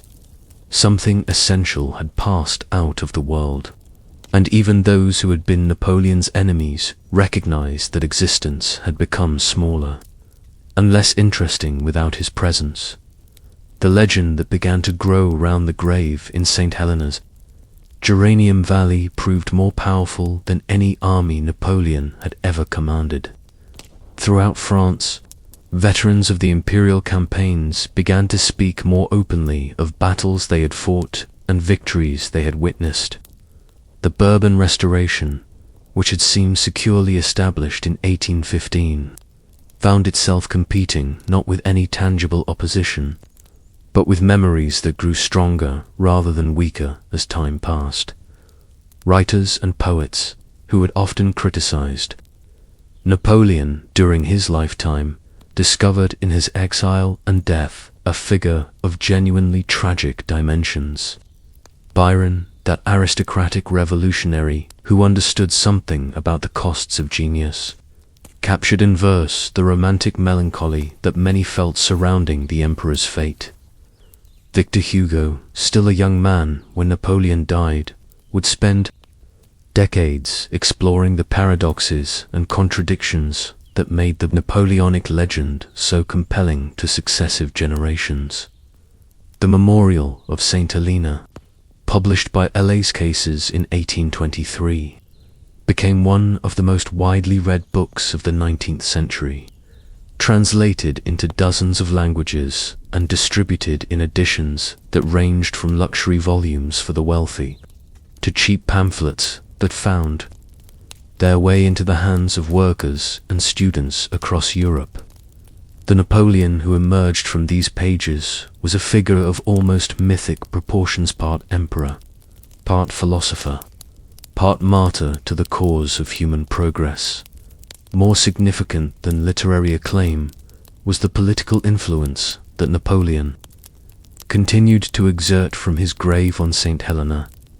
The liberal movements that swept across Europe in 1830 and 1848 carried Napoleonic ideas about popular sovereignty, constitutional government, and national self-determination to places that the historical Napoleon had never reached. Polish revolutionaries, Italian patriots, German liberals found inspiration in the example of a man who had demonstrated that established orders could be challenged and transformed by sufficient will and intelligence. In France itself, the legend proved stronger than the reality had ever been. Louis Philippe, the citizen king who came to power in the Revolution of 1830, understood that his own legitimacy depended partly on accommodating the Napoleonic nostalgia that continued to influence French political culture. The decision to bring Napoleon's remains back to France, announced in 1840, reflected not just sentimental attachment to a dead emperor, but practical recognition that the French people had never really accepted his exile as permanent. The return journey of Napoleon's remains from St. Helena to Paris in 1840 became a national pilgrimage that revealed the depth of emotional attachment that had survived nearly 2 decades of official discouragement. Crowds gathered at every stop along the route from the coast to the capital, not to mourn a dead emperor, but to celebrate the homecoming of something that belonged essentially to French identity itself. The tomb at Les Invalides, that magnificent Baroque monument where Napoleon's remains were finally interred in 1861, became something more than a burial place. It became a shrine to the possibility of human greatness itself. Visitors who descended the marble steps to stand before the red porphyry sarcophagus found themselves confronting not just the memory of a historical figure, but the persistent question of what individuals might accomplish when talent, ambition, and opportunity converge with sufficient force to reshape the world. The influence that radiated from that tomb would prove more enduring and more far-reaching than any territory Napoleon had conquered at the height of his military power. The civil code, that systematic reorganization of law that he had overseen during the Consulate, continued to serve as a model for legal systems across the globe. From Louisiana to Louisiana, from Egypt to Japan, legislators and legal scholars found in the Napoleonic synthesis of Roman law, revolutionary principle, and practical governance a framework that could adapt to local conditions while maintaining essential coherence. The educational system that Napoleon had established in France became the template for public instruction throughout much of Europe and beyond. The concept of merit-based advancement, of careers open to talent rather than birth, gradually spread even to societies that had initially resisted revolutionary ideas about social mobility. The examination systems that selected civil servants in Imperial China found echoes in the competitive examinations that Napoleon had established for entry into French administrative and military service.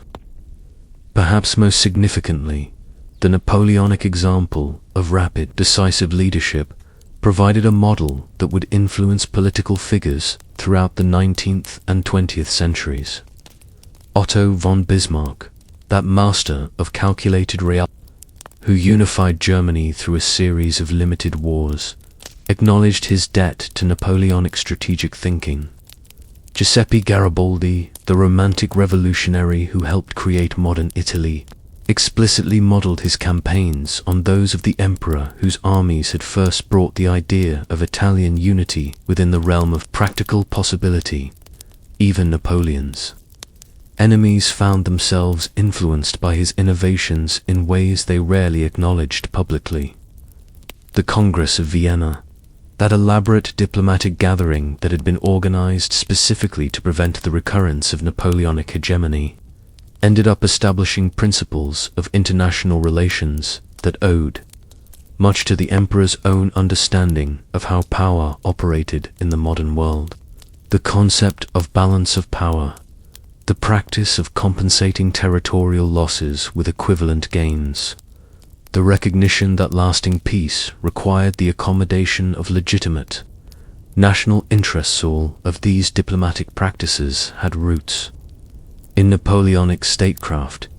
The Romantic movement in literature and art found in Napoleon's career a perfect embodiment of its central themes: the triumph of individual will over social convention, the tragic nobility of great ambitions, the poetic justice that seemed to govern the rise and fall of extraordinary figures. Beethoven, who had originally dedicated his Third Symphony to Napoleon before angrily withdrawing the dedication when the first consul crowned himself emperor, nevertheless created in that work a musical portrait of heroic struggle that captured something essential about the Napoleonic spirit. The Industrial Revolution that transformed European society in the decades following Napoleon's death owed more to his influence than most contemporaries recognized. The Continental System, that ambitious attempt to exclude British commerce from European markets, had forced manufacturers across the continent to develop indigenous industries and technologies. The infrastructure improvements that Napoleon had ordered roads, canals, harbors, bridges provided the foundation for the rapid economic expansion that characterized the mid-19th century in the realm of ideas. The Napoleonic synthesis of revolutionary principles with practical governance continued to influence political thinkers long after the empire had disappeared from the map. Alexis de Tocqueville, that perceptive analyst of democratic society, recognized in Napoleon's career both the promise and the danger inherent in modern mass politics. The emperor's ability to combine popular appeal with efficient administration suggested possibilities that democratic theorists found both attractive and troubling. The American Civil War, fought 50 years after Waterloo, revealed the continued relevance of Napoleonic military thinking to the challenges of warfare in the industrial age. Generals on both sides studied the emperor's campaigns, seeking lessons that might be applicable to conflicts involving larger armies, longer supply lines, and more destructive weapons than Napoleon had ever commanded. The strategic principles that had guided his operations: concentration of force, rapid movement, the decisive battle, remained valid even as technology transformed the tactical means of implementing them. In France itself, the Napoleonic legend became intertwined with national identity in ways that would influence politics well into the 20th century. The Second Empire of Napoleon III, established in 1852, represented an explicit attempt to recapture the glory and efficiency of the original empire while avoiding its militaristic excesses.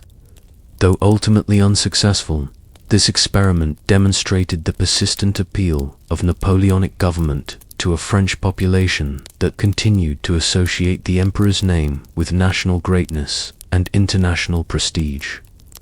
The study of history itself was transformed by the example of Napoleon's career and the wealth of documentation that survived from his era.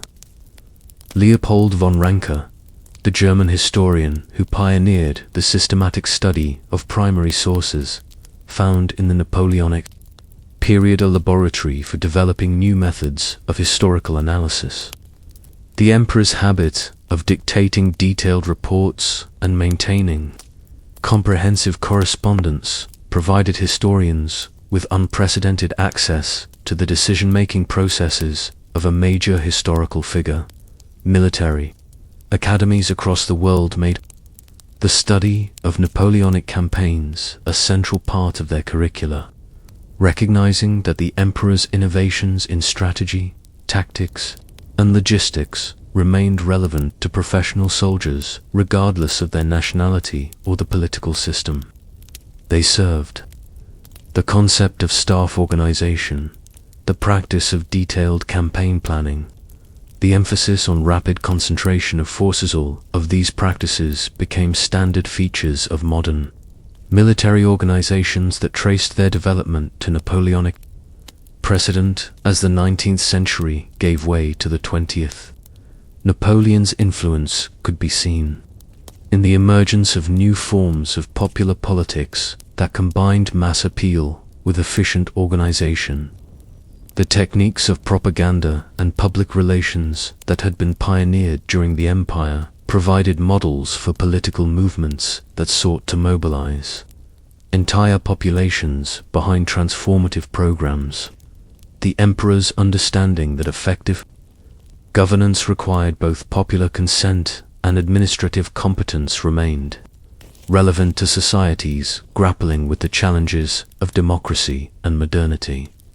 The bicentennial of Napoleon's birth in 1969 prompted a worldwide reassessment of his historical significance that revealed the continuing vitality of his influence. Scholars from disciplines ranging from military history to legal studies, from administrative science to political theory, found in his career insights that remained applicable to contemporary challenges. The emperor, who had once been dismissed as merely a military adventurer, was increasingly recognized as a comprehensive reformer whose innovations had helped shape the modern world in the 21st century, as Europe struggled, once again, with questions of unity and diversity, of national sovereignty and supranational organization. The Napoleonic example continued to offer both inspiration and warning. The European Union, that ambitious attempt to create voluntary unity among nations that had spent centuries in conflict, could trace some of its fundamental concepts to the emperor's vision of a continental system based on shared legal principles and economic cooperation. And so the story that began in the hills of Corsica with the birth of an ambitious young man named Napoleon Bonaparte continued to unfold long after that man had been laid to rest in the Red Tomb at Les Invalides. His eagles, which had once carried French arms to the gates of Moscow and the pyramids of Egypt, now flew only in museums and on ceremonial occasions. His marshals, those companions of 20 years of warfare, had long since passed into history themselves, their own stories absorbed into the larger legend of the empire they had helped to create and defend. But the ideas remained, those revolutionary concepts about human possibility and social organization that had transformed Napoleon from a provincial artillery officer into the master of Europe. The notion that careers should be open to talent rather than restricted by birth. The principle that laws should apply equally to all citizens, regardless of their social status. The belief that rational administration could improve the material conditions of entire populations. These concepts had outlived the empire that first gave them. practical expression in schools across the globe. Children learned about the little corporal who had risen to become emperor, not as an exercise in memorizing dates and battles, but as an illustration of what individuals might accomplish when circumstances permit the full expression of exceptional ability. The lesson was not that everyone could become. Napoleon history produces such figures rarely and unpredictably, but that the potential for greatness exists in unexpected places and can emerge under conditions that no one can entirely foresee.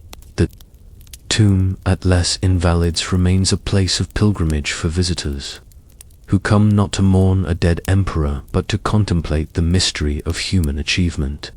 Standing before that red sarcophagus, surrounded by the captured flags and bronze reliefs that commemorate campaigns fought and won in a distant age, they find themselves confronting questions that transcend the particulars of any individual biography. What combination of talent, opportunity, and determination produces figures who can reshape entire civilizations? How should societies balance the competing demands of order and freedom, efficiency and justice, national interest and universal principle? These questions, which occupied Napoleon throughout his career and which continued to engage him during the long years of exile on St. Helena, remain as relevant today as they were 2 centuries ago.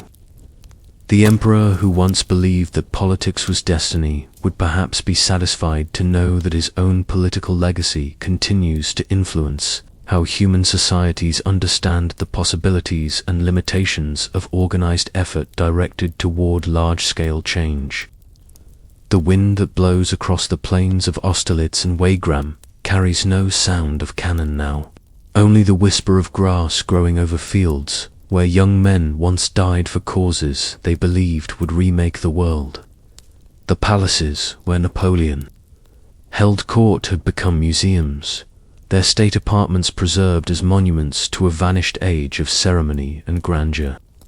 The very idea of empire, once synonymous with progress and enlightenment, has become problematic in an era more sensitive to the costs of conquest and the rights of subjected peoples. Yet something essential persists, some irreducible core of the Napoleonic achievement that transcends the particular circumstances of its historical expression. It lives on in legal codes that protect individual rights, in educational systems that reward merit over privilege, in administrative practices that serve public rather than private interests. It survives in the democratic ideal that ordinary citizens can participate meaningfully in the governance of their societies, and in the belief that rational organization can address problems that have long seemed beyond human solution. Most profoundly, perhaps, the Napoleonic legacy endures in the modern understanding that history is not simply something that happens to people, but something that people can consciously shape through intelligent effort and sustained commitment to larger purposes. The emperor who once declared that he would rather be the architect of his own fortune than its victim demonstrated that individuals, under certain circumstances, can indeed influence the course of events in ways that affect millions of their contemporaries and countless future generations. This lesson, learned at such tremendous cost during the quarter century of war and revolution that marked Napoleon's active career, remains perhaps his most important contribution to human understanding. It suggests that the future is not predetermined, that alternative possibilities exist, and that the choices made by individuals, especially individuals capable of inspiring others to exceptional effort, can have consequences that ripple across centuries and continents. In the end, beneath the layers of legend and the accumulations of scholarly interpretation, Napoleon Bonaparte remains what he was in life, a reminder that the human capacity for both creation and destruction exists on a scale that previous ages could hardly have imagined, his empire fell, as all empires must. But the ideas that animated it continue to work their influence in a world that is still grappling with questions he helped to pose. In this persistence of intellectual and institutional legacy, he achieved a victory more complete and more lasting than any triumph recorded on the battlefields of Europe. The stars that once looked down on his campaigns still wheel overhead in their eternal courses, indifferent to the rise and fall of earthly ambitions. But in the libraries where his correspondence is preserved, in the law schools where his codes are studied, in the halls of government where his administrative innovations continue to serve public needs, the spirit of that extraordinary career lives on. Time, which defeats all conquerors, has proven powerless against ideas whose time has truly come.